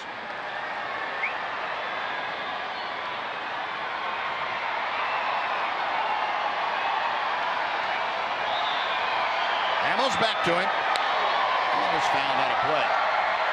Really good crowd on hand here tonight. We're looking at maybe upper 30,000s to near 40,000 tonight, I would think. Great to see the folks come out here on Saturday night. A hot Ranger ball club trying to extend their lead. Line drive to left. Venable backing up. Still going back. Jumps up and makes the catch. Now, Will Venable just in the ball game for defensive purposes. And you saw him glide gracefully back and make a very nice catch. Well, again, the plan that Jeff Bannister has for Mike Napoli in left field continues to work well. Knapp had a base hit to drive in the Rangers' first run. The Rangers took a lead. Jeff went to his defensive formation, and the left fielder makes a beautiful play in front of the wall. Nice play by Venable out in left field. Sure was. That was the one you were talking about the other night, Tom, about that line drive right over your head going to the wall. It's a tough play. A tough play for Will to make that play, and he's done it a lot. It's impossible for Mike, who's never played out there before, to make a play on a ball like that. And you're right, Buzz, that was almost the same kind of a line drive that went over Mike's head the other day. Kyle Seager up there with the bases empty now and 2 away. Ball 2 is high. Seager 1 for 2, dumped a single into shallow center his last time up.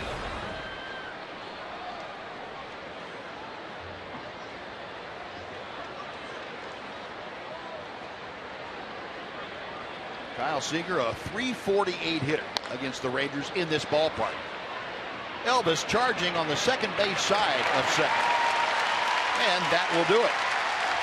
No, 3 up, 3 down. First time that Cole Hamels has set the Mariners down in order. We played half the ball game at Globe Life Park. Rangers 5, Mariners 1.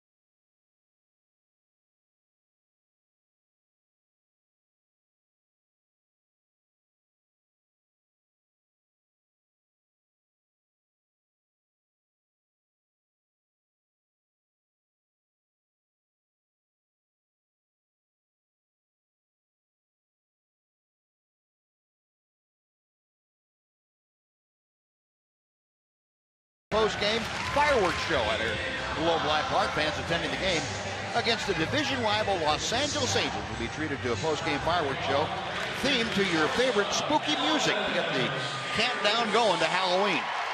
Discounted tickets are available at TexasRangers.com using the online coupon code FIREWORKS.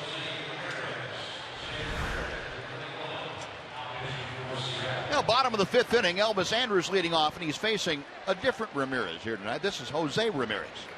No relation to JC.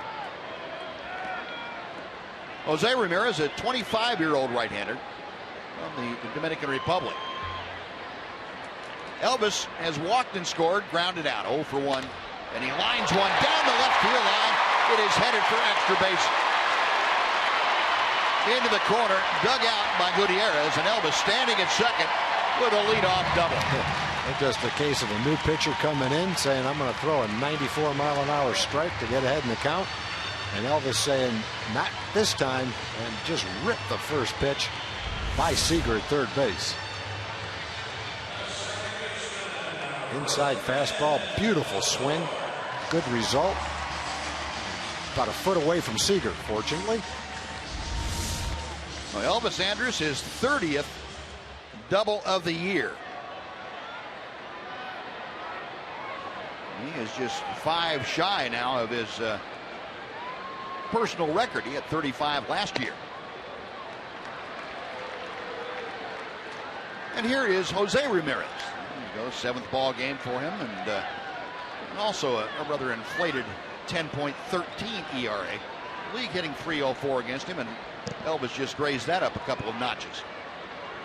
Here's Rugnet, credited with a base hit, so he's 1 out of 2 tonight.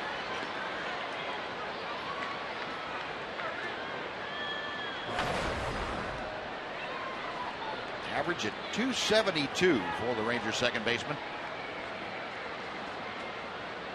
Mariner infield shifted around to the right. You see Marte, the shortstop, playing behind Elvis. So he's shaded toward the back, but still on his side of second.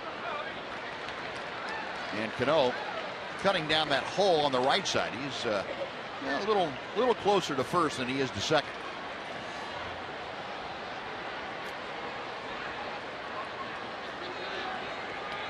Two balls and a strike. 2-2.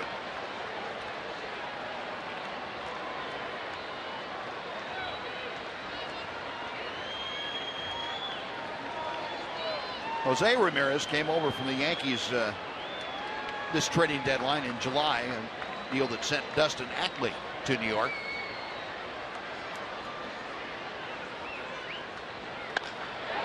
Drive to left. That chases Gutierrez back. He makes the catch, tagging at second. Elvis is going to make it with a slide to third base. So a productive out for Rougned Odor. Second time that Odor has put the ball sharply to left field.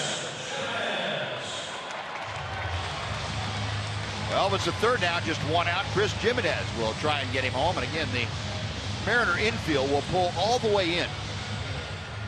They're trailing 5-1, and they can't afford to spot the Rangers any more runs. Chris with an RBI on a ground out in the second inning. Last time up, he walked and scored. Matter of fact, his walk was what keyed that 2-run fourth inning.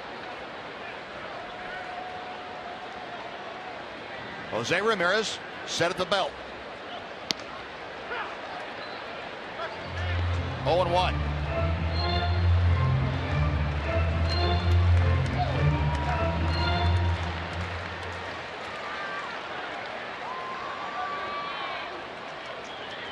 Jimenez in, hitting out of that slightly open stance. A ball and a strike. Well, the Rangers, as we mentioned, in the last 3 ball games coming into tonight have been very, very good with runners in scoring position. Hit over 300 as a team, and that's been a kind of a sore spot for them. Still only batting .242 for the entire year. Pitch up high is 2 balls and a strike.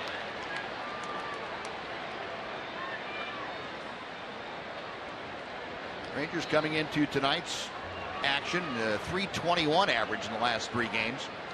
But Go back to the 1st of September, only a 204 team average. 2 balls, 2 strikes. Big slider from Jose Ramirez.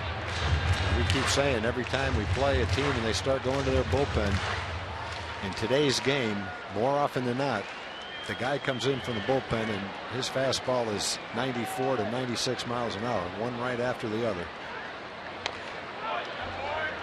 Still 2-2. And look at the bullpen that Seattle's putting together now. We've seen Carson Smith, that hard slider, mid-90s fastball. Tony Zick, great fastball. Wilhelmsen, good stuff and a good fastball. Both Ramirez's. Can't remember Guipe. Does he throw in that mid-90s? Yeah, he throws maybe not quite that, but it's low to mid-90s. Ken Singh wasn't mid-90s, but he had a great slider. Yeah. Farquhar's got a good assortment of pitches, so they've got some guys that can heat it up in the bullpen as well. Low and inside, and Jimenez taking it for ball 3. So a full count. Chris batting in the 9th spot. Will be followed by Delino DeShields. And you're looking at the top 2 bullpens in the American League, at least for the last 4 weeks of the season. Mariners and the Rangers, the top 2 in ERA. Base hit to left center field. In with a breaking ball, Jimenez able to drive home Elvis, and Chris going for 2 will be in standing. The RBI 2-bagger, and the Rangers lead it 6-1. Well, another excellent game for Chris.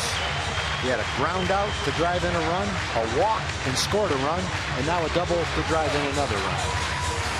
And he'd seen that slider a couple of times. He was fooled by it on the 2nd strike, but he waited on this one, and it was up a little bit more than the other one, and he hit it hard right over shortstop. Nice swing, good at bat. Boy, he did hit that hard too. It got through that gap very quickly. And you got a couple of guys out there in Gutierrez and O'Malley that can run a little bit. They couldn't cut it off before he got to the track. Now, Delino DeShields plugs the right center field gap. Watch this young man run. That's 3. He is turning on the Jets, and it'll be a stand-up triple without a doubt. An RBI triple drives home Jimenez at 7-1 Rangers. Delino had the sacrifice fly in the 2nd inning that he hit hard. He had a bunt single, scored a run, and now a triple to drive in a run. So, as we've been saying for the last couple of weeks, this is nice Ranger baseball and a total team effort. Everybody involved. Great swing, driving that ball in the gap. Boy, he did too.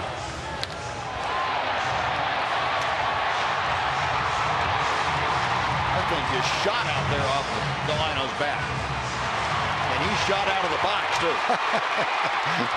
That's about as routine a triple as you'll see.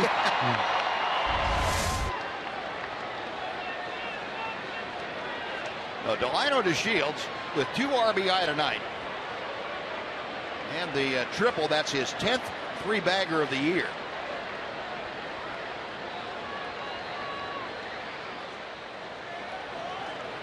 Left-hander Rollins. David Rollins getting ready in the Mariner bullpen. No, a 7-1 Ranger lead. They put 2 more on the board here in the 5th inning. Here's Chu with still just 1 out. Ball 1. The infield again for the Mariners, all the way in at the cut of the grass. Chu has been aboard all 3 times this evening. A single, hit by a pitch, and a walk. Ball 2. And the crowd here loving every second of it. Rangers have scored in every inning but 1. They failed to score in the 3rd. 2-0 pitch to Chu. Ramirez pulling the string and had Chu out in front.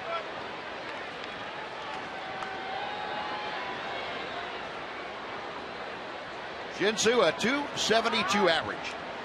18 home runs, 69 RBI. 2-2 now. Well, no matter what Chu does in this at bat, it has to qualify as somewhat of a success for Ramirez. Got a couple swings and misses anyway. Yeah. That's more than most pitchers have been getting. Usually he's on base by now. 3-2. If he swung anyway. Yeah. Jew hitting second in the order. Adrian Beltre waiting. Rangers with 3 extra base hits in this inning. They put 2 across home plate. Payoff pitch. High ball 4. Jew on for the 4th time tonight.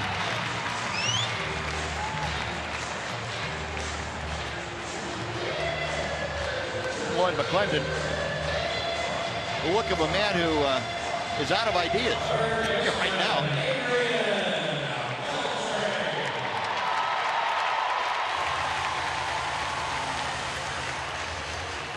Chu has been on base 15 out of his last 18 times plate appearances. 11 for 14, a hit by pitch, and 3 walks. Now you wouldn't even see numbers that good in a video game. That's just amazing. Beltre takes ball 1. Video game makers would say, no, we can't put that in there. It would look too unrealistic.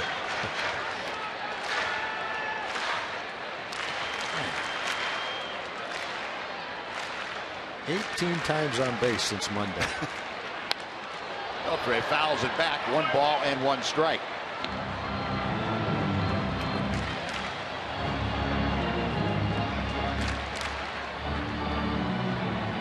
That is a new look for Chu, that single flap. Well, generally, he's worn the double flap. He broke it, didn't have another one. The way he's been getting on base, he might not want to go back to that double flap helmet. They wear the double flap helmet in the minor leagues. Big leaguers have the choice. Not many. In fact, I can't remember if there's anyone else other than Chu that wore the double flap. Safe around the bases, though. You don't have to worry about being hit by a pitch on the other side of your head. Chu on the move. The pitch fouled back by Beltre. Yeah, that's true. But you might get hit by a ball from an outfielder or an infielder. Right. So. And Emily has that whole story for us, Em. So I found out the reason he switched to the single flap. It was in game 2 against the Astros. He flied out at a crucial point in the game. He came into the dugout, slammed his helmet down so it broke. A new helmet with 2 flaps did not come in time. Beltre with a single. Moving Chu over to second. My play-by-play debut. Nice going, Em. So he cracked the helmet with the 2 flaps, ordered a new one, and it didn't come in time. Then that game he had, I think, 3 hits, so in game 3 against the Astros. Then the next day he had 4 hits, and the guys are like, by the time the 2 flap helmet got in, they're all saying, dude, you can't change now. You've got to stay with the 1 flap. So he's like, I'm riding it as long as I can. I'll stick with the 1 flap until I go over, and then I'll slam it on the ground, break it, and then go back to the 2 flap. But he said he wears the 2 flap helmet because it stays in place better. He doesn't like it moving around on his head. So okay, there you have it. Based on what he's doing tonight, he'll have a 1 flap tomorrow again. That is the rest of the story. That is the entire story. Well, pitching change underway. Rangers now on top 8-1. We're back after this timeout to Gold Light Park.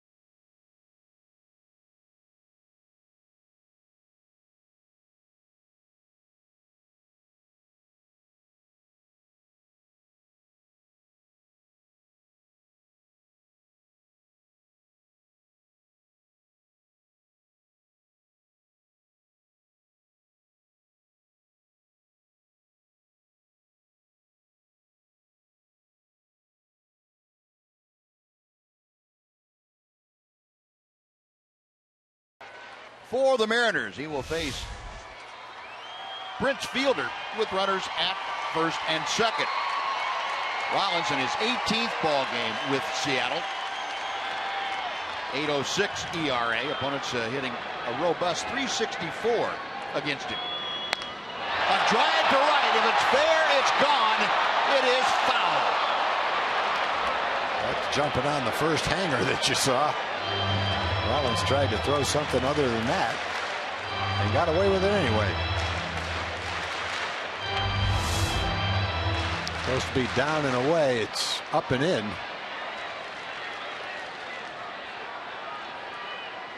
Now David Rollins, the native Texan from DeBerry, Texas, to San Jacinto Community College. Ground ball right back to him. The second, they get one, and back to first for the double play. So after a tremendously long foul ball, the double play ends the Ranger fifth inning. But they put 3 more on the board on 4 hits and lead 1. After 5, 8-1 Rangers.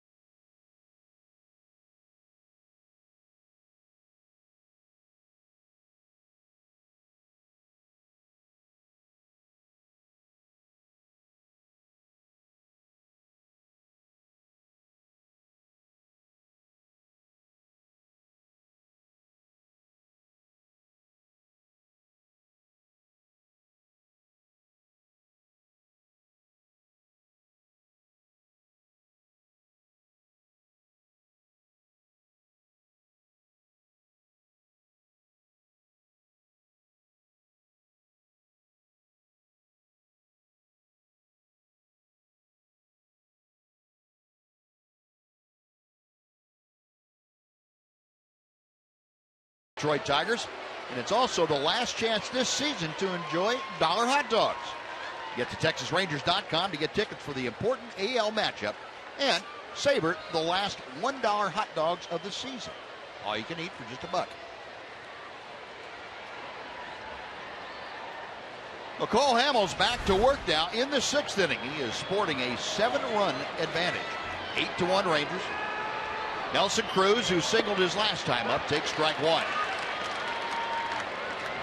Cruz 1 for 2 tonight. Batting average now at .311 for Nelly. 0-2. It'll be Cruz, Cano, and Gutierrez to face Cole Hamels. Cole just 76 pitches now, so that pitch total has been coming down steadily. Had a 1-2-3 inning in the 5th. Hasn't allowed a hit since the 3rd. And he gets Cruz for the 2nd time tonight, going upstairs. Again, that was strikeout number 8 for Hamels.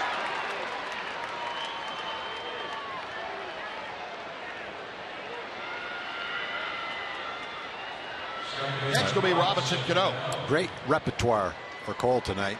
He's thrown some curveballs, some cutters. Features his fastball. Excellent changeup. All 4 pitches very effective tonight. Pitched very well the few times he's been in jam, especially the 1st inning. Man on 3rd and 1 out, middle of the order up. Got it working. And Cano shoots one out of play down the left side. 0-1. Cano tonight has struck out, grounded to 2nd. Well, Hamels, you remember his start here against Baltimore, his last start in August, had a 10 strikeout night. 3rd Ranger pitcher this year to have 10 punch outs or more.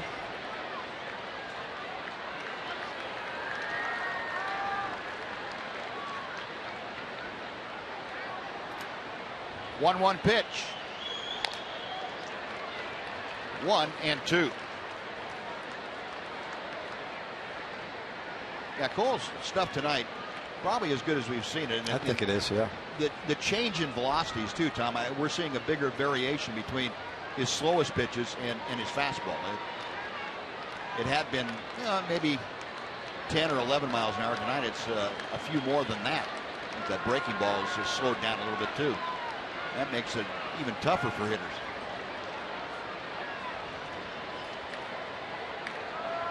One and two to Cano.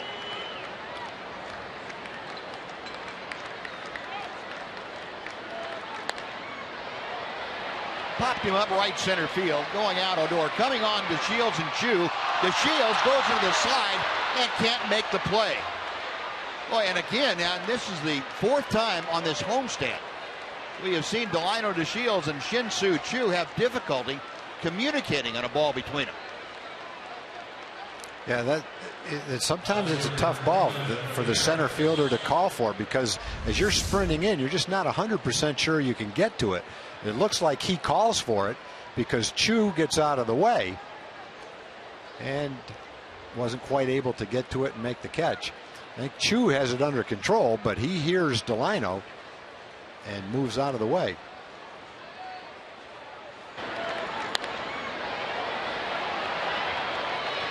Cano just assumes he's out.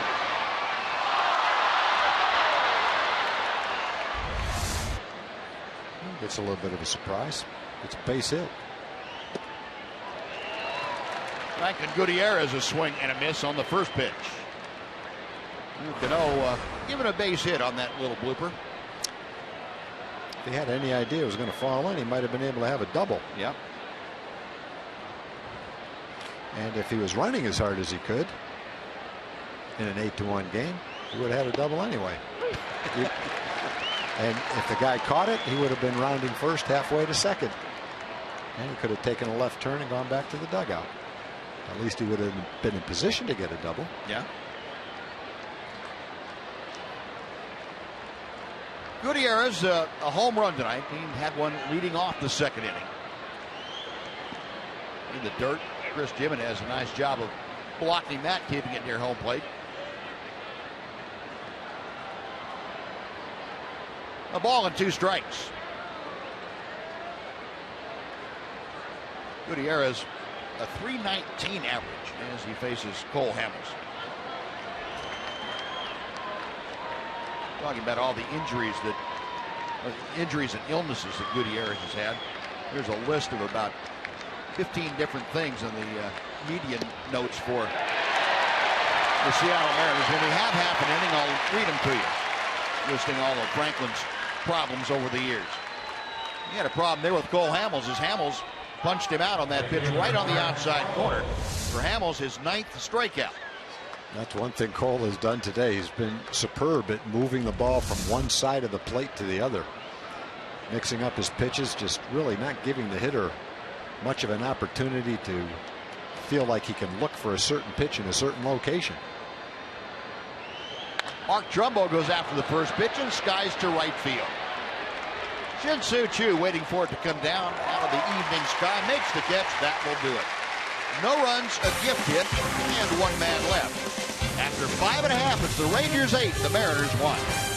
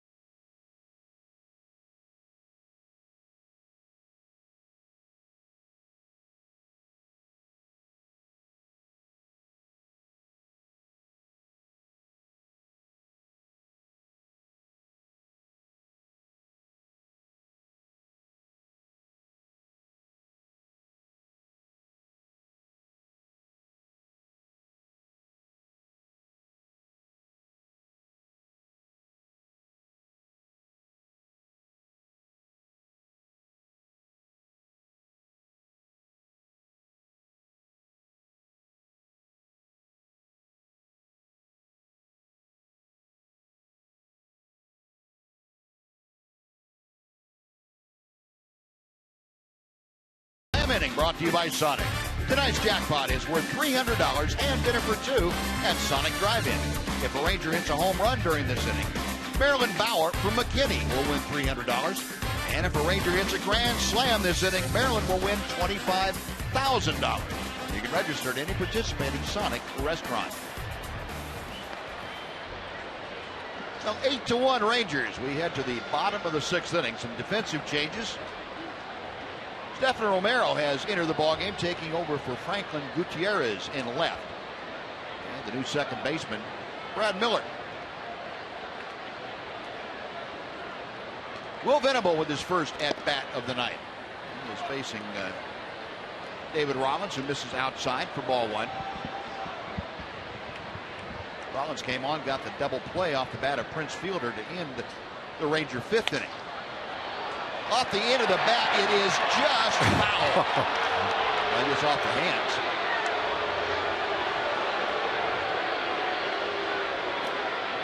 That would have been a double. Danny's saying, I've seen that one before. Yeah, so I'm not even going to bother to get up off my seat.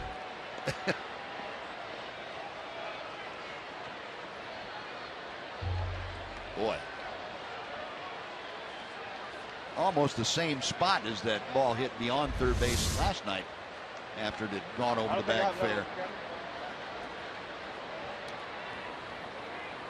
Well, 1 ball and 1 strike.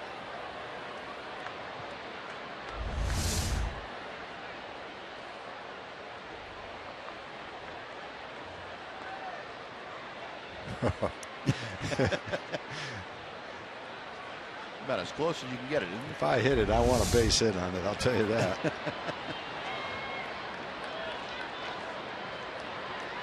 There's Jeff Nelson, the third base coach. Yeah, there's Steve Buechele. If the Rangers were behind 2-1, I bet you they might have had a discussion about it too. You know, Venable grounds out to Miller at second. 1 gone. Mitch Moreland will be next. First baseman, Mitch Moreland. Moreland tonight 0 for 3. He is flied out, grounded out, and struck out.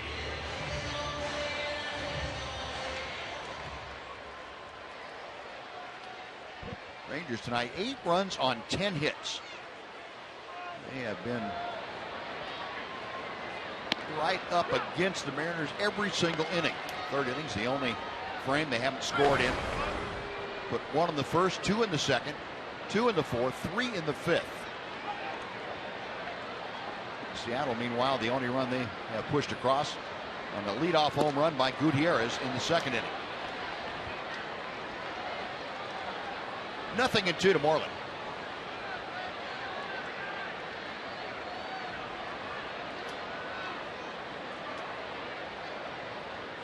Mitch with the average down just below 280. He's at 279. Pokes one to left field. Coming on is Romero. There to make the grab. That is out number 2. And Elvis Andrus will be the next Ranger to come to home plate.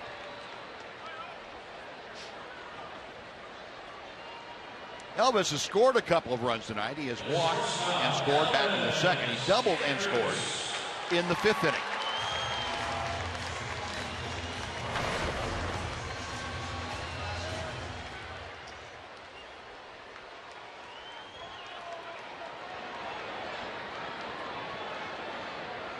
Rollins from the belt. Deals high for ball 1.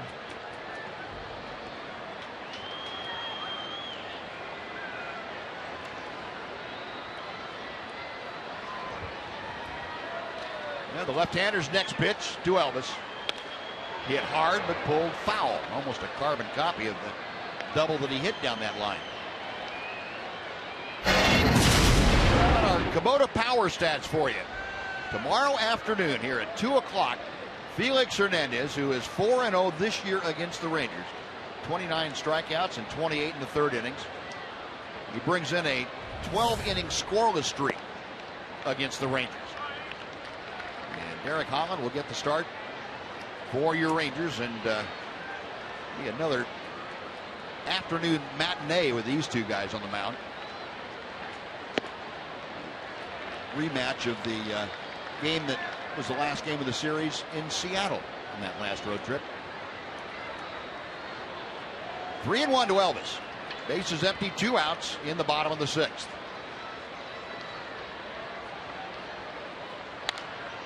Broken bat pop-up out behind second. And Miller there to make the grab. That'll do it.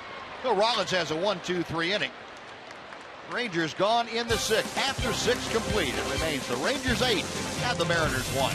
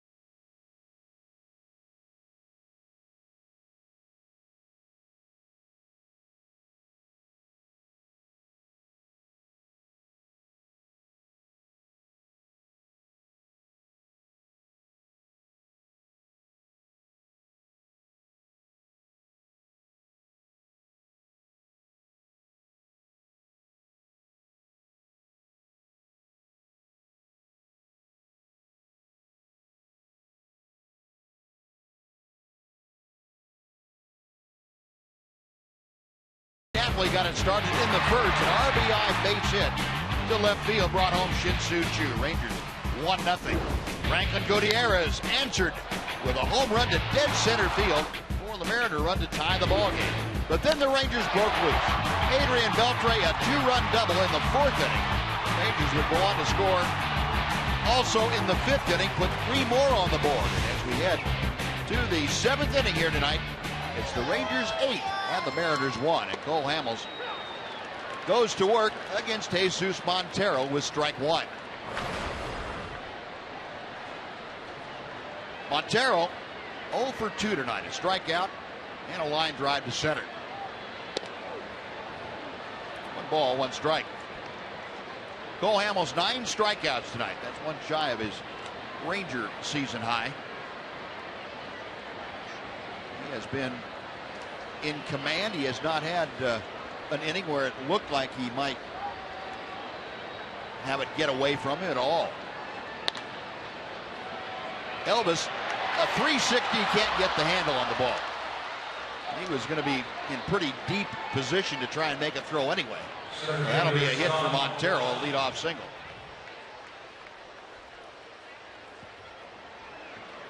Yeah, Elvis just, I'm sure, wishes he had the opportunity to try to spin and make that throw just to see how close he could have made the play. And the right guy running if he wanted to pull that off. But as you said, Buzz, he's pretty far out in the outfield. Momentum taking him right towards center field. So I don't know if he could have gotten there in time or not. Yeah. Would like to have seen it. The 1 on, nobody out. Sean O'Malley takes low and outside for ball 1. And keep you an update from Houston. The Astros in the bottom of the 7th now have taken the lead over the Athletics. 8-6. Houston, it was Evan Gattis that had the big hit in that frame. 1 ball and 1 strike.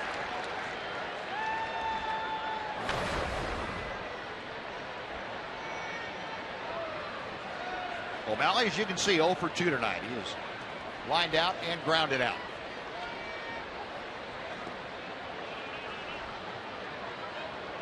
Talking about Hamels with his 9 strikeouts. His high this year, going back to Philadelphia, was 13. He had 13 punch outs in that no-hitter that he threw against the Cubs in his last start for the Phillies back on the 25th of July.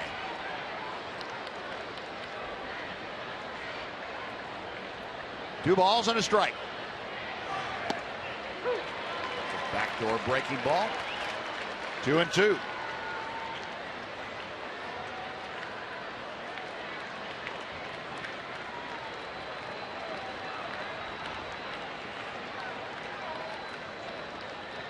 Hamels checks Montero. Got him swinging. What a good assortment of pitches. Good curveball for strike 2. Changeup outside corner for strike 3. Strikeout number 10 for Cole Hamels. And again, this is the 4th time that he's faced Seattle since he's been here. Well, they've had a good look at him. He's had a good look at them. And this is by far the best he's pitched against them. Maybe the best he's pitched as a Ranger when you consider all the pitches he's had working for him tonight and where he's thrown them. John Hicks, the catcher, fouls that first pitch away. Yeah, I would agree with you, Tom. He's had more consistent command, I think, of all of his pitches tonight than we've seen him before with the Rangers. 6 hits and 6 in the 3rd innings. No walks, 10 strikeouts. And even when he's had a 3-ball count, 3-0, 3-1, he's been able to come back and get the ball put in play against him. 0-1 to Hicks, who has struck out both times that he's faced Hamels. If Cole keeps showing that, he's going to make it 3 times. That's a hook and a half right there. Yes, it is. That's the Uncle Charlie. I wonder why they call a curveball an Uncle Charlie. Do you know? No, I don't. Maybe Uncle Charlie had a good one way back when.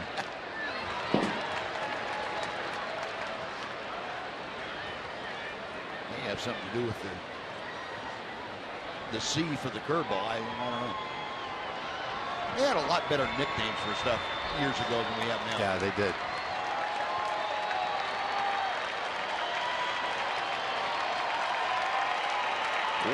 No balls and 2 strikes. Hamels leaning in for the sign. Got him swinging. It's the hat trick for John Hicks, and 11 strikeouts for Hamels. 2 gone. Back to the top of the order for Ketel Marte.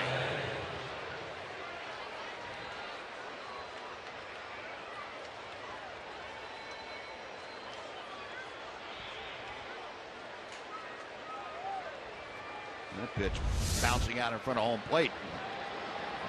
Hicks would have had to have been a good cricket player to handle that. Marte is 1 for 3 tonight. In case you're wondering, Cole Hamels' career high for strikeouts was 15.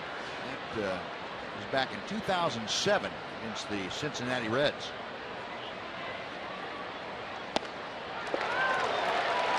Well, he's just throwing any pitch he wants right now for success. Ketel Marte doing his Carlos Gomez impression. Popping that helmet off with a violent swing. 1-1 the count.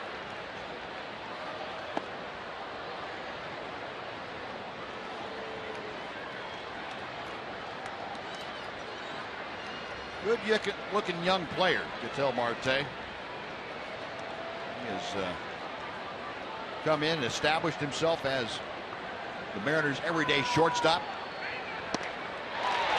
2-2. Yeah, I think, Buzz, anytime that you're looking for a regular shortstop and you don't have a leadoff hitter, and you find it in your shortstop, a young player, you feel pretty good about it, for sure. Well, the crowd really getting into it. 2 balls, 2 strikes, 2 outs. 3-2. For Cole, just over the 100-pitch level at 103. Still a very manageable pitch count for Cole Hamels.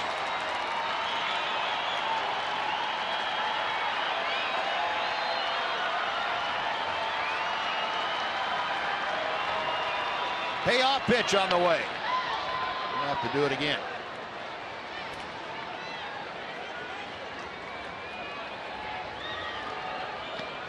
Remember Cole in that game that he had 10 strikeouts against the Orioles. Went 8 full innings. His last 3 times out before tonight, he had gone 7 innings each time.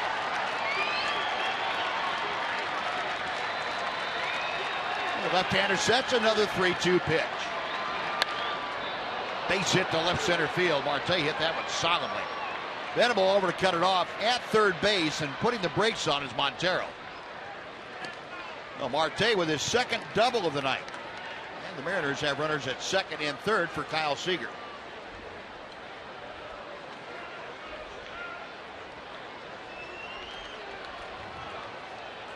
#14th double of the year for Ketel Marte, and Mike Maddox out to the mound. Well, Marte got a good pitch to hit, and he hit it well.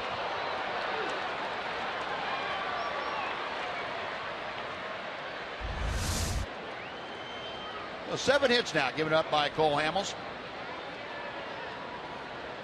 Mike Maddox out talked to him as action will begin out of the Ranger bullpen. Like Sam Dyson, just throwing leisurely, just beginning his warm-up tosses. 2 on, 2 out. Seager is 1 for 3 tonight. Kyle had a single back in the 3rd inning. Other than that, he has flied deep to center and grounded to short. Rangers going to pretty much a complete overshift. Dave Burchett just did some research for us, Buzz. Okay. He said that the term Uncle Charlie originated in 1935 when Walter Winchell used it to describe a curveball in one of his columns, but it didn't say why he used that phrase. Seager turns on it, pulls it down the right field line, but it hooks and goes foul. Well, if it's good enough for Walter Winchell, it's good enough for me. Yeah, good enough for me, too.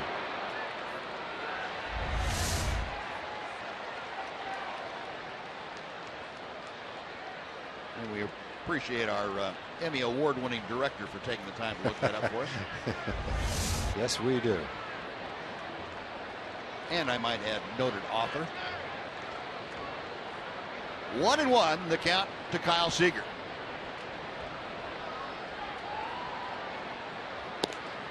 Now 2-1.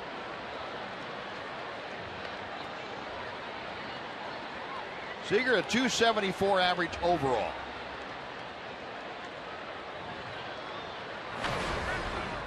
Talked about what he has been doing lately at 24 home runs and 67 RBI.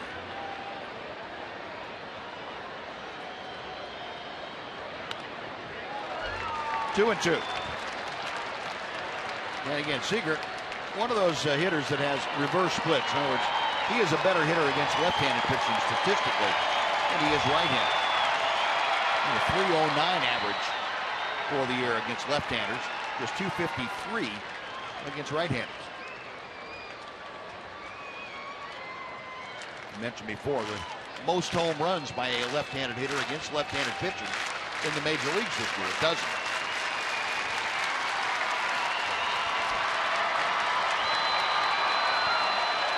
Two balls and 2 strikes. Hamels ready.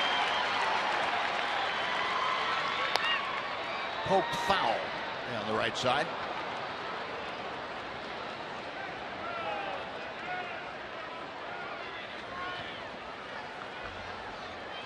Inning by inning, Cole, the 3rd inning prior to this one, the only inning where he was extended at all. This inning, 24, has been the highest of the night. And Seager pulling that into the 2nd deck on the right side. 111 pitches for Hamels. Still a great strike to ball ratio. 79 strikes, 32 balls.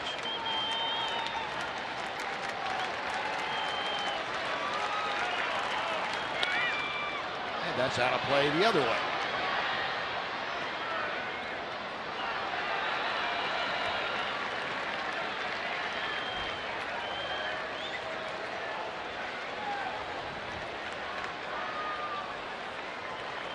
Nelson Cruz wagging that bat back and forth near the on-deck circle. He is the next hitter.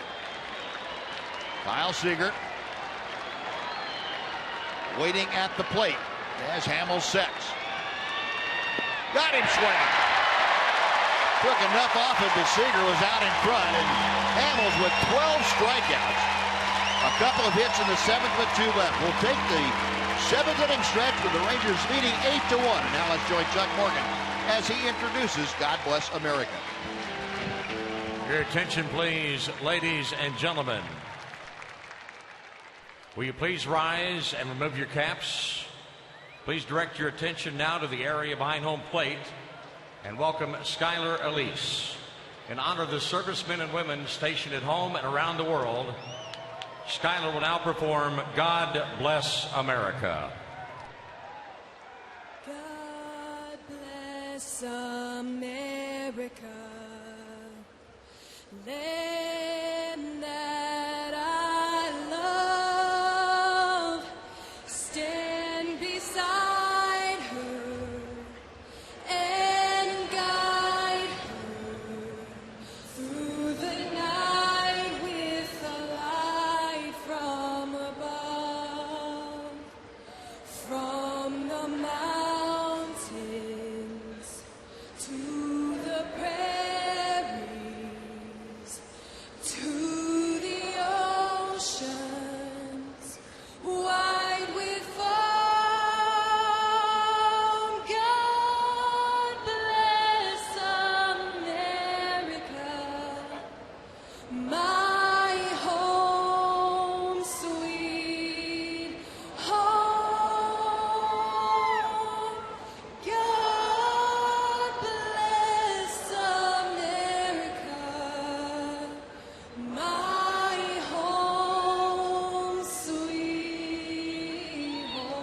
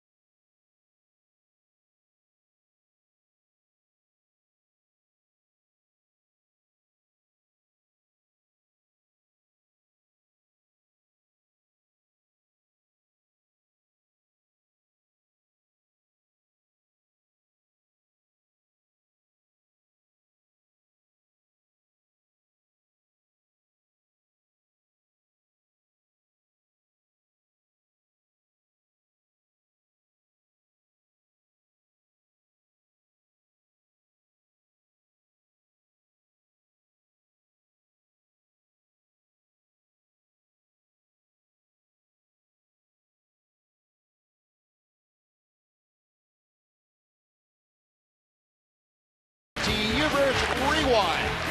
Cole Hamels tonight, a dozen strikeouts, and almost every manner of strikeout you can think of.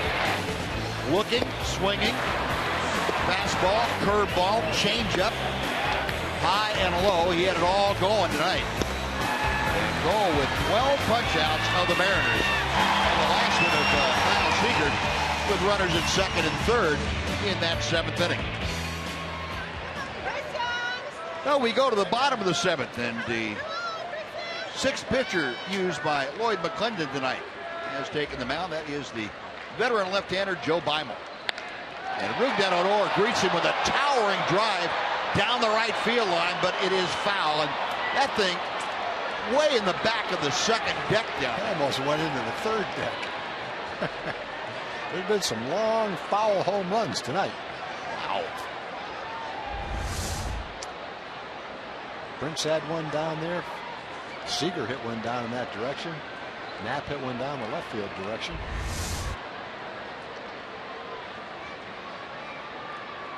Limo back to the plate. And Odor lofts a pretty high fly ball to center. That was James Jones, I believe, out there in center field.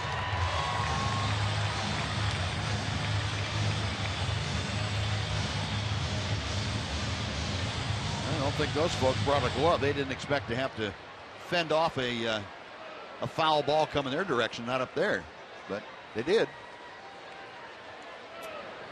I remember one game a long time ago. There was one fan sitting in that deck in the corner seat in the front row near the foul line, and he had a Seattle Mariner hat on and a John Olerud shirt on, and Olerud hit a ball right up there when he was playing for Seattle.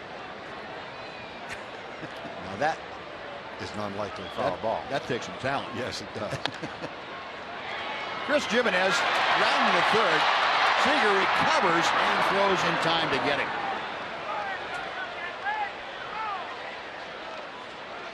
Well, Jimenez, who now is 1 for 3, goes back to the Ranger dugout.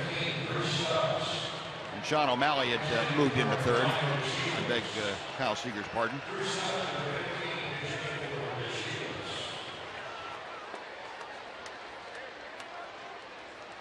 No, 2 gone. It's like Drew Stubbs is going to come up and pinch hit for Delino DeShields. Well, Delino with base hits each of his last 2 times up. And Stubbs chops one foul. Delino retires for the evening going 2 for 3. A couple of runs scored, 2 RBI, and a triple. And now Drew Stubbs getting the at bat here in the 7th inning. Stubbs still looking for his first hit as a Ranger. He's batting 195 for the year. 1 ball and 1 strike.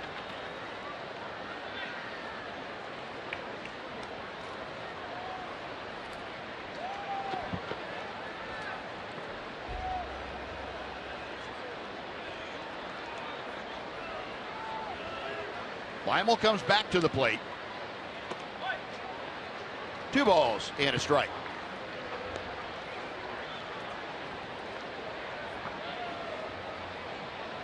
Drew hit .216 with the Rockies in 51 ball games. Rockies designated him for assignment and released him on the 22nd of August. Rangers picked him up. Hot shot, O'Malley. The throw, not in time. And there is Drew Stubbs' first hit, I think. Getting ready to say, there's Drew's first hit. Oh, no, he got robbed by the third baseman. And then you see him sprinting down the line. He can run, boy. Yes, he can. He got himself an infield hit. So Drew's first hit in a Ranger uniform. Nice play by O'Malley. And most people, he could have gotten up and thrown him out. Yeah. Not Drew Stubbs.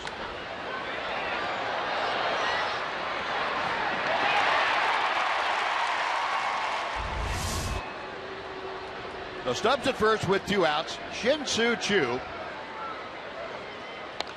goes up the middle. Oh, that's another base hit. I can't believe it. That's why the last at bat was a pretty good at bat for the Mariner pitching staff. They ended up walking him, but he swung and missed twice, so he didn't get a base hit. That time, first pitch he saw, he swung and he hit it. 3 for 3, 2 for 2, 2 walks, hit by pitch. Yeah, how about that being on 5 times tonight? That being on 5 times would be a great story if he was like 0 for his last 20. All right, great, he's on base 5 times, but he's been on base so many times I can't even keep track. It's like 12 out of 15, I think. Now let's see. Been on base 19 times since Monday. Yeah, 19 times since Monday. 16 out of his last 19 plate appearances he's been on base. Man, crazy. Well, Adrian Beltre now with a chance to increase the Ranger lead. Beimel starts him off with a changeup for ball one. Every possible direction you can hit a baseball between the white lines, Shin-Soo Choo has done it. His on-base percentage now is over 370. Well over 370. It was 367 coming into the game. Marte, a little flip to Miller at second for the force. That'll do it. Rangers get a couple of hits, but Strand 2. After 7 complete, it's the Rangers 8 and the Mariners 1.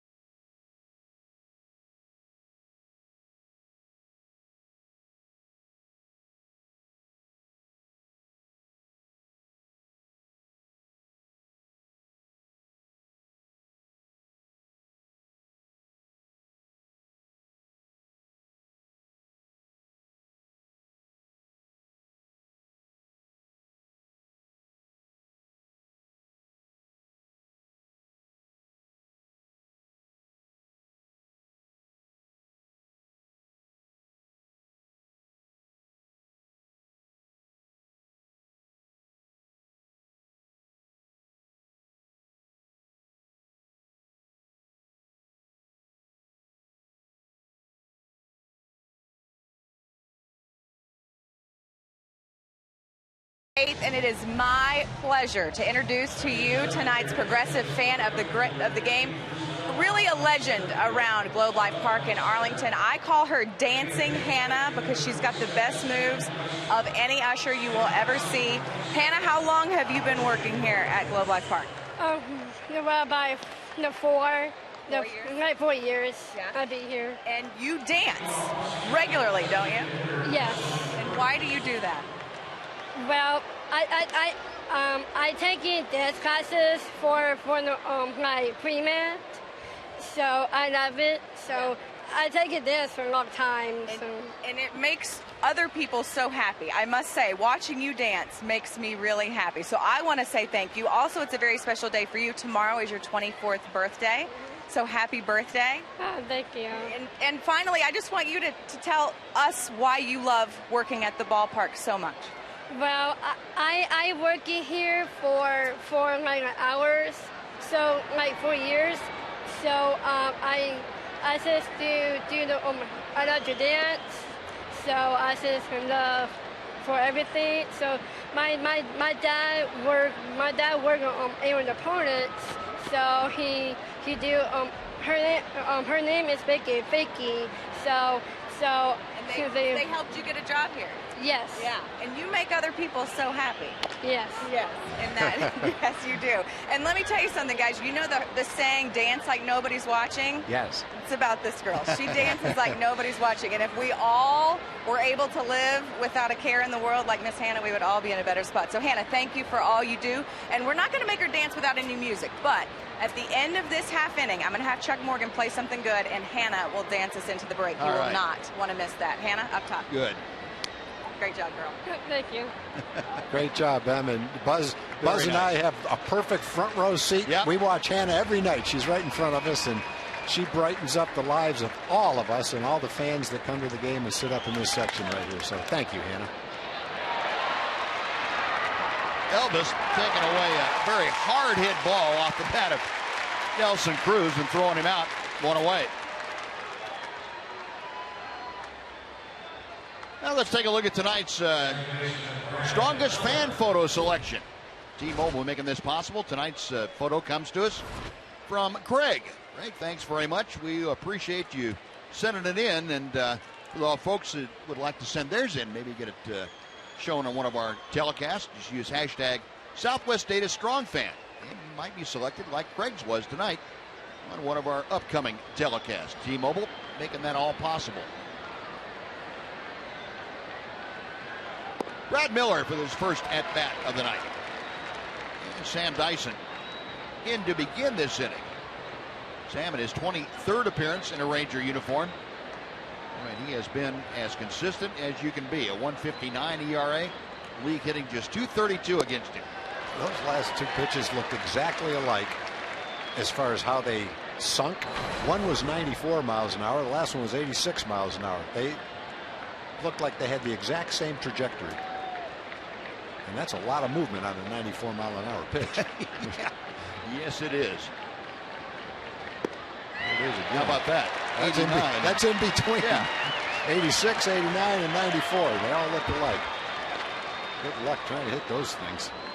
Dyson with a strikeout, 2 up, 2 away. And Stephen Romero will be next.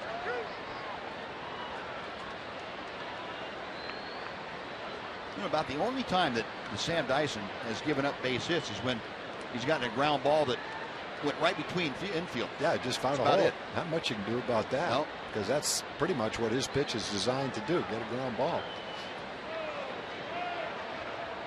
Romero with his first at-bat of the night. Oh, and he gets sawed off. Most of them are that kind of a ground ball, too. Odor throws him out. Sam Dyson with a very quick 8th inning. 3 up and 3 down. And the Mariners are gone. Rangers maintain an 8-1 lead. And we'll come to bat in the bottom of the 8th inning, trying to increase that lead. Rangers and the Mariners in Game 2 of this 3-game series here tonight.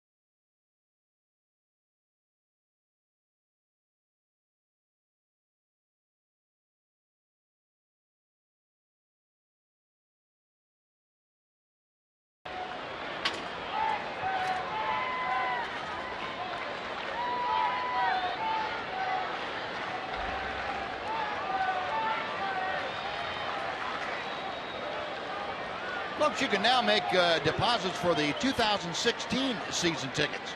You can also catch all the action out here at Globe Life Park next season with those tickets. And plus, if you place a deposit now, you can guarantee a seat for any 2015 postseason games. Visit TexasRangers.com/seasons to place your deposit today. Well, Michael Guaipe, right-hander, he's 25 years of age, out of Barcelona, Venezuela. On now to face the Rangers. He's dealing to Prince Fielder to start off this 8th inning. Guaipe in his 15th ball game, 0-3 with a 5.75 ERA. The league hitting .350 against the right-hander.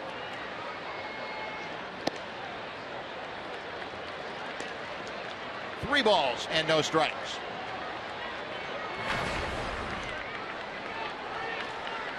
That word from the Ranger clubhouse that Delino DeShields removed from the ball game for precautionary reasons. Remember, he had that left knee that he jammed in Seattle 10 days ago.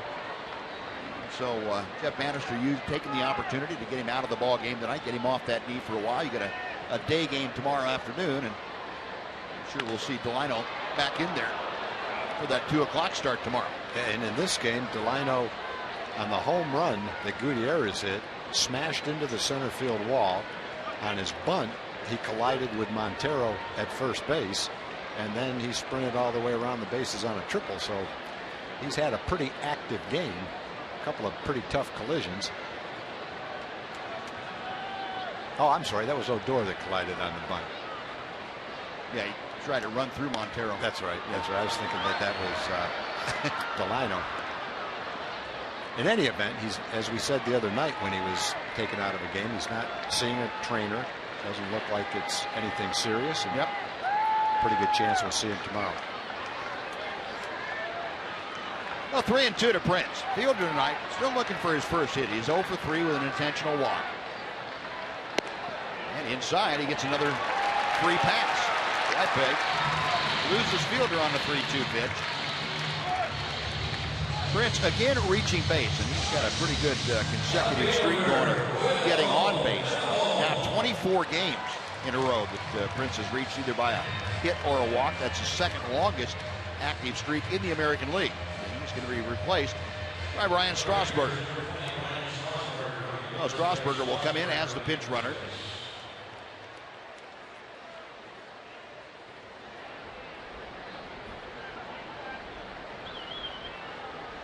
Now Will Venable, and he is second at bat. Takes strike 1. Venable came in defensively for Mike Napoli in the 5th inning. Only time up tonight, led off the 6th and grounded out to second. And he takes strike 2.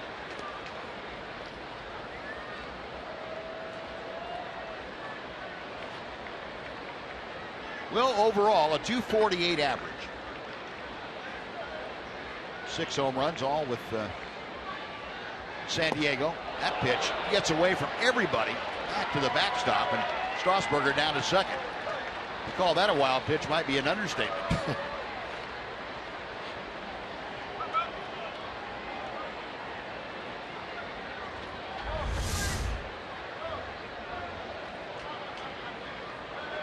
Got the umpire.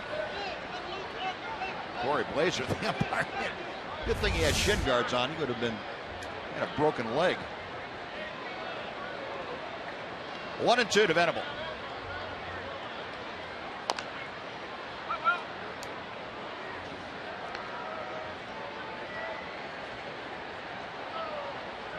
Well, the veteran spent his first 8 years with the San Diego Padres. Came over to the Rangers. Provided some good veteran leadership in the outfield and on the bases.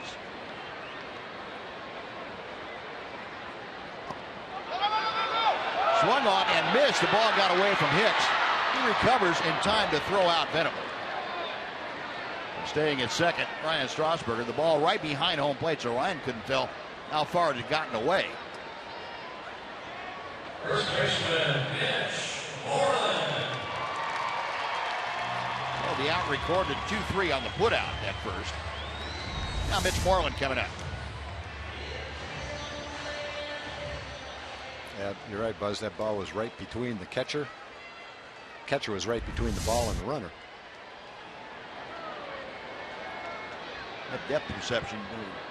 Well, I guess you have to train yourself that if you don't have a good idea that it's far enough, you got to stay where you are. Huh? Absolutely. Moreland shooting that to left field for a base hit. Strasburger will score without a throw. And Mitch with his first hit of the night. He was 1 for 5. He drives in his 78th run of the year. And the Rangers take a 9-1 lead.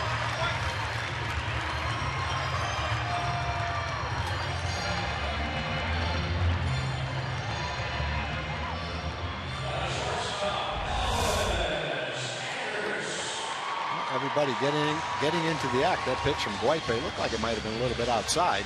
Mitch has got the big hole at shortstop to shoot for, and a pretty good pitch to hit one there with tailing away from him. Hit it near the end of the bat. Thankful for the shift on that particular case. In that particular case, Elvis looking for a fastball right there. He got a slider from Guipe. Like he did in the 5th inning when he doubled down the left field line. Ripped that first pitch. Well, that was a walk and a run scored and a double and a run scored tonight. 1 ball and 1 strike. Rangers now 9 runs on 13 hits this evening.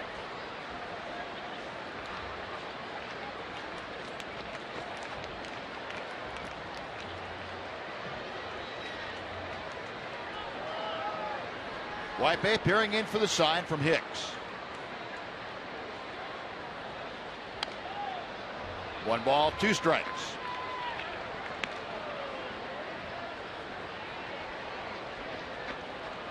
Elvis, as you saw, that batting average a click higher than what he came into the ball game with. 257 at the moment.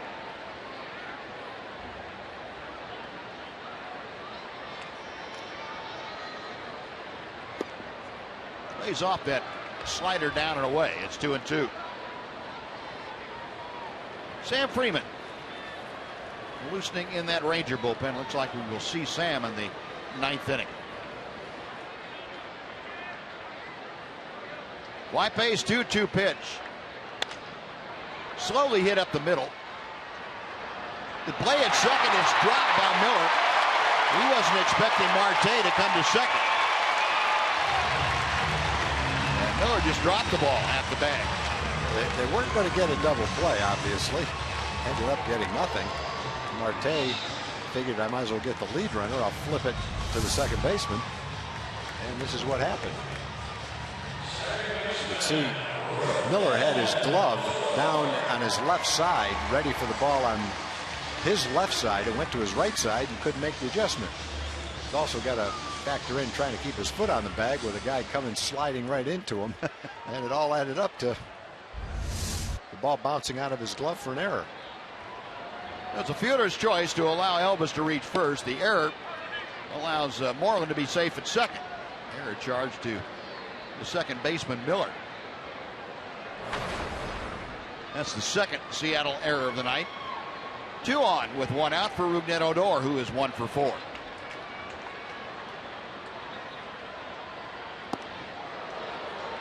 One ball and 1 strike. Odor, a base hit back in the second. We're going to score the 3rd Ranger run.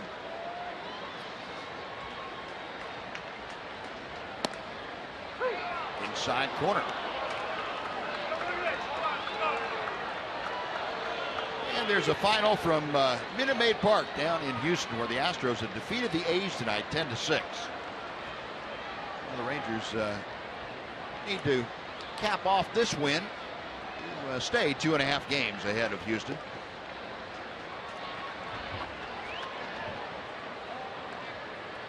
And the other American League West team that figures prominently in the playoff picture, the Angels, swept a doubleheader from the Twins today.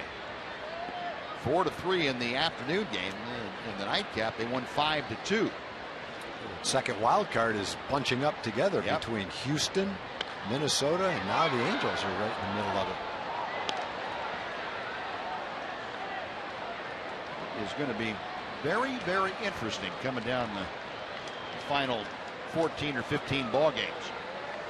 Well, the other thing that's in play right now is the best record between Kansas City and Toronto. Right. The one with the best record would play the wild card team, the wild card game winner. The one with the second best record would play the winner of probably the West Division. Right? How it would work, right? Yeah. Yeah, it used to be it depended on what division they were from, but that's out of the picture now. Chopper foul. And the updated wild card standings for you. in New York with that 4-game lead over the second wild card. Houston now 2 games ahead of the Angels and 2 games ahead of Minnesota.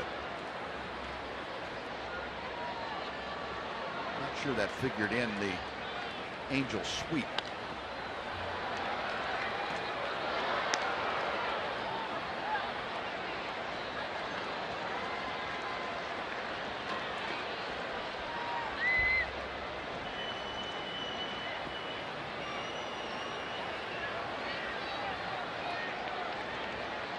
Three and 2, the count to Odor.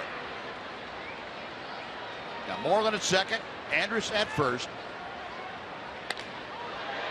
Up the middle, Marte to Miller, back to first, not in time. On to third goes Moreland. Rangers have runners at the corners with 2 outs for Chris Jimenez. Catcher, Chris Jimenez.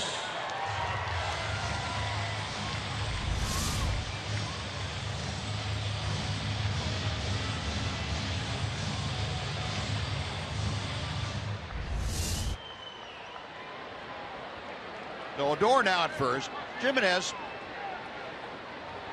1 for 3 tonight.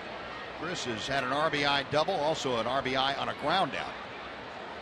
He has scored a couple of runs, one with a walk and the double. 1 ball, no strikes. Whitebang missing well off the plate inside.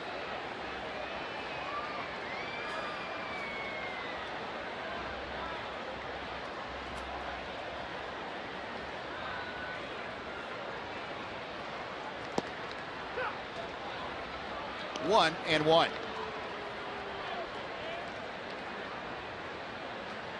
So Chris, a .243 average. He's up his RBI total now to 13 for the year. Out of play. 1 and 2.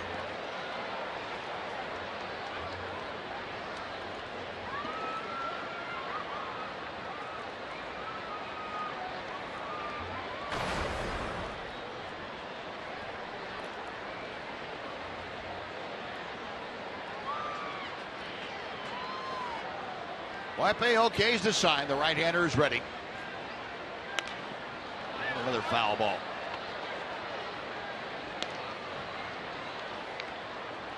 Chris having some tough at-bats tonight. That first at-bat with runners at second and third back in the second inning, a 1-1 ball game, and he was able to move the runner, score the run, make a very productive out in an RBI, and get a runner over to third. And he loops one to right field. That's going to fall for a hit. Moreland scores. Odor stops at second. Another RBI for Jimenez, his third of the night, and the Rangers lead it 10-1. He's had a good approach with 2 strikes. The one you were talking about, Buzz, when he got the double, he pulled a slider into left center field. This time he waited on one and lined it over second base for his third at bat with an RBI. Hung up in the strike zone. You can tell he's just trying to place the ball, make contact with it, and found a hole over the second baseman's head.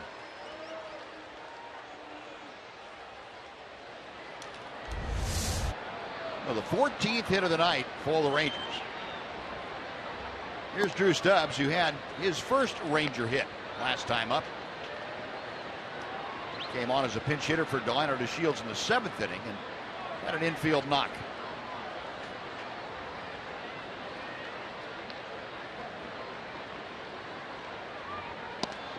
And Whitebang able to get one on the inside corner. 1 ball and 1 strike.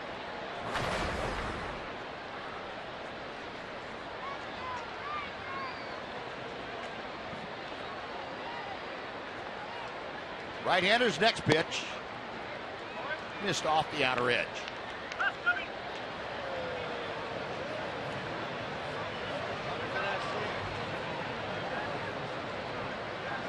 On to the Rangers up there on the top step, watching Michael Guipe go to work on Drew Stubbs. 2-2. Stubbs, the ex-Longhorn, great player down in Austin. Had a lot of good years with the Reds. Takes that pitch inside. 3-2 now.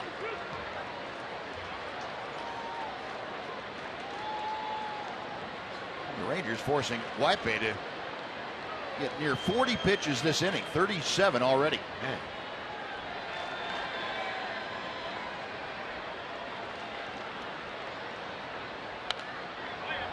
And he's going to have to use another one.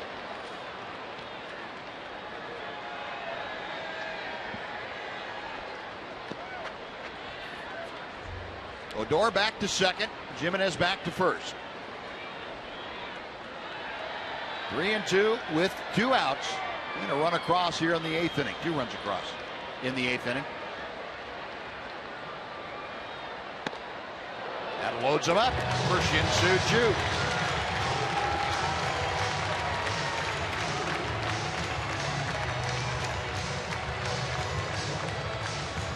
And Lloyd McClendon has seen enough from Michael Dwight-Pay. 39 pitches worth in this inning. McClendon out to go to the bullpen. And it's going to be the right-hander Logan Kensing coming in for the second straight night. So another pitching change underway at Globe Life Park. Rangers leading 10-1. We are back after this.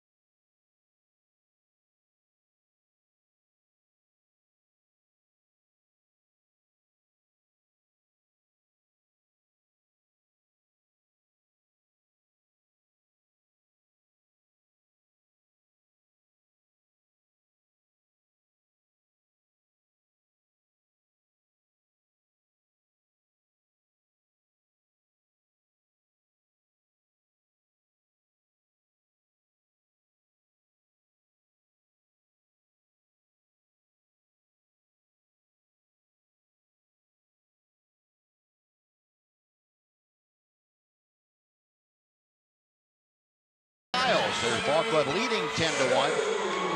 And the Bernie, Texas native Logan Kensing has entered the ball game, second time in 2 nights now that Kensing has pitched here at Globe Life Park.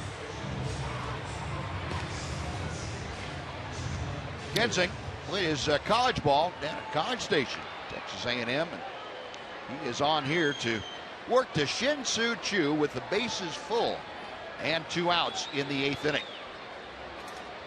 Yeah, I'm sure Lloyd McClendon in a 10-1 game didn't intend to change pitchers, but once White-Bay got up to right around 40 pitches, he didn't have much choice. Well, this is a true test for Logan Kensing right here. Yeah. Can he stop Shin-Soo Choo?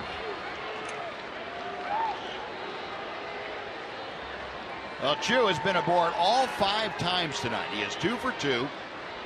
2 walks and hit by pitch. And Kensing gets a fastball by him, 0-1.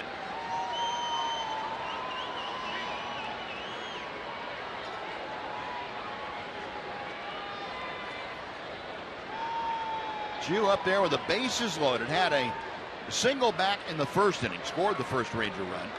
Also had a single in the 7th. Kensing gets him on the fist, and the count is no balls and 2 strikes.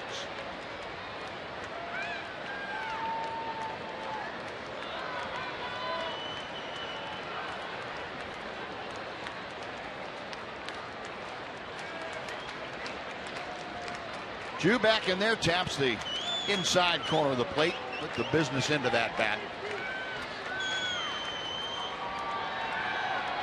Odor at second, or third. Jimenez at second. Stubbs at first. The pitch inside. 1 ball, 2 strikes.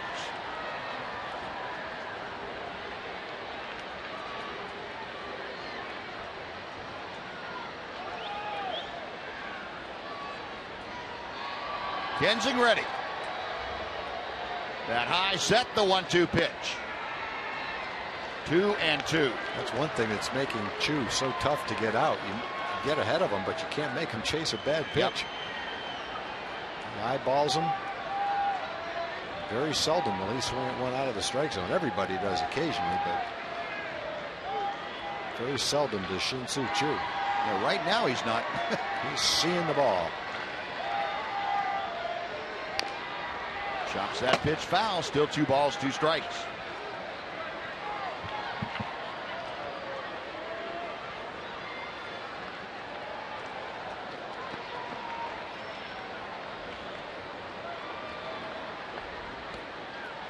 Well, the Rangers taking it to the Mariners tonight. That's something they have not done with any kind of regularity. They've had a devil of a time scoring against Seattle. Mariners had back-to-back shutouts to finish that last series in Seattle. Ground ball to Miller, and that will do it. The force play at second ends the 8th inning. Rangers put 2 more on the board, but leave them loaded. We'll go to the 9th inning. It's the Rangers 10 and the Mariners 1.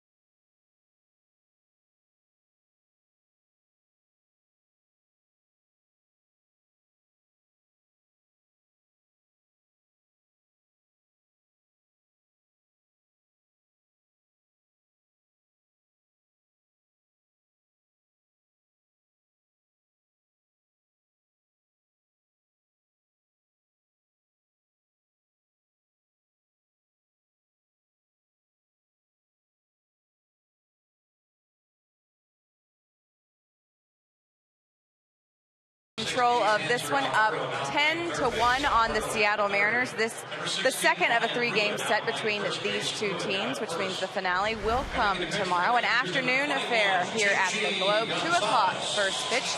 The pitching principals in this one: Felix Hernandez and Derek Holland. A big thanks to the folks at AT Everse for getting us ready for Game 3, the finale of this 3-game series, and the homestand on Fox Sports Southwest tomorrow afternoon, guys. All right, Em, thank you. The Rangers look like they'll be looking for 2 in a row as they start that one. Chichi Gonzalez is on here to pitch the 9th inning. Chichi put back in the bullpen when Rangers made the decision to go ahead and keep the rotation intact now for the rest of the way, assuming nothing unusual happens. Chichi need to get some work out of the bullpen. Even to Mark Trumbo to start off the top of the 9th inning. While ball 1 is blowing outside. Trumbo 0 for 3 tonight. A strikeout and a fly ball to right. He also reached on an error. That was back in the 4th inning. Andrew Alberto, the new 3rd baseman, triggers a throw across. That is out number 1. Alberto taking over for Adrian Beltre the rest of the way here this evening. And you saw him make the throw across the diamond to the new first baseman. That's Ryan Rua.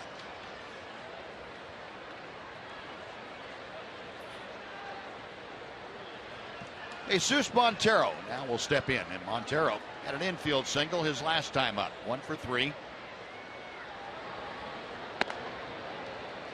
1 ball, no strikes. Montero, a .221 average. 4 home runs, 15 driven in.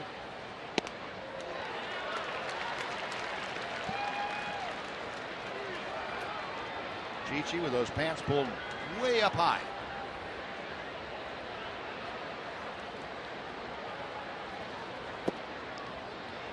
Two and 1. Last time we saw Chichi on the mound, made a start some 6 days ago against Oakland here. Got the win in that ball game. Went 5 1/3 innings. Gave up just 1 earned run and a couple of hits in that game. Yeah, that was a big appearance. Big win for Chichi, getting that opportunity in the middle of a pennant race. Allow the Rangers to shuffle their rotation a little bit and not give up anything in the 1-loss column.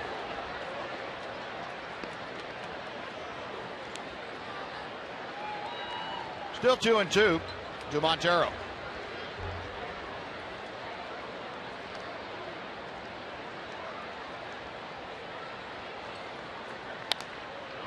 Pop foul that will also reach the seats.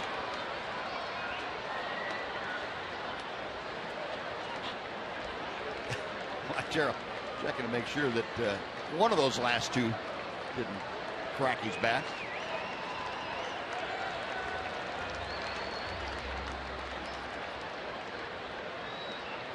Yeah, Gonzalez to the wind once again. Did he go? Yes, he did. And Montero the strikeout. 2 gone.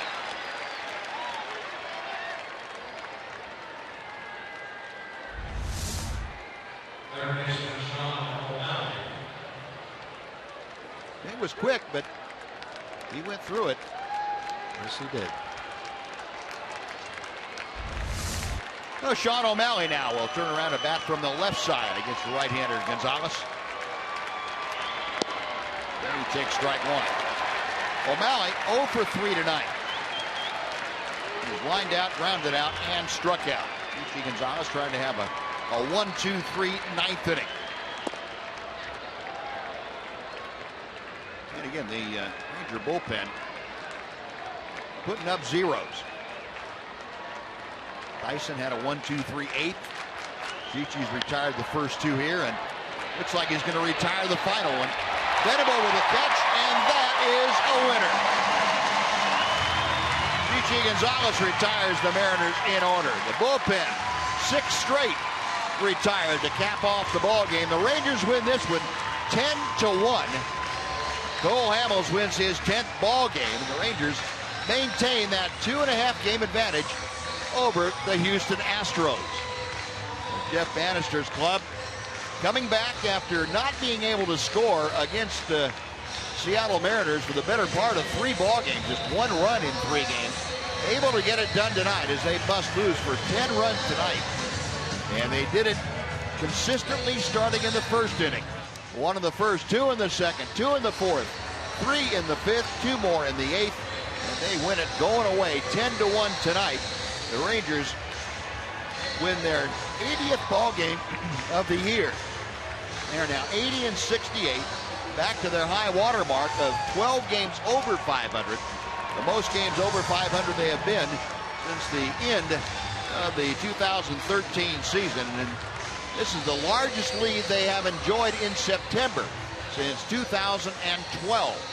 So a lot of good things going on with your Rangers, and the win tonight making it a very pleasant evening as the crowd here gets set to enjoy a post-game concert. Pat Green in concert tonight. The Rangers getting the job done here this evening. 10 runs on 14 hits. Well, let's go down to Emily Jones, who is standing by. Thank you very much, Chris Jimenez. You guys get back on the winning track. Offense clicking, and Cole was on point. He was on point tonight. Tremendous job to him. You got to give a lot of credit to him. Adrian came up with a couple of big hits for us right when we needed them, it seemed like, and that was kind of all we needed, thankfully, tonight, but a lot of good job by Cole.